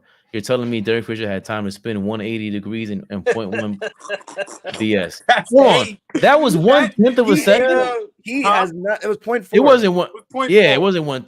Oh, he's saying that with okay, turnaround jumper with 4/10. I got Yeah, you. he's doing the math. Okay, I see. Right. I'm sorry, I was slow. Basketball was invented by a Canadian, Naismith, by the way. Yes. The owner, bruh. James Harden comes to the Lakers. Nah, aren't people still saying LeBrick carries too much of a load? Some Laker fans, Nah, not us. I don't believe that. Laker I fans, agree. Actually, Laker yeah, fans say that. they do. 4 sportsmen every Sunday. Dom Yes, Dropper, sir. all ball, Flea. Are we live? Fabian PerspecTV here, AllBallTV, 4 sportsmen every Sunday. Catch y'all next week.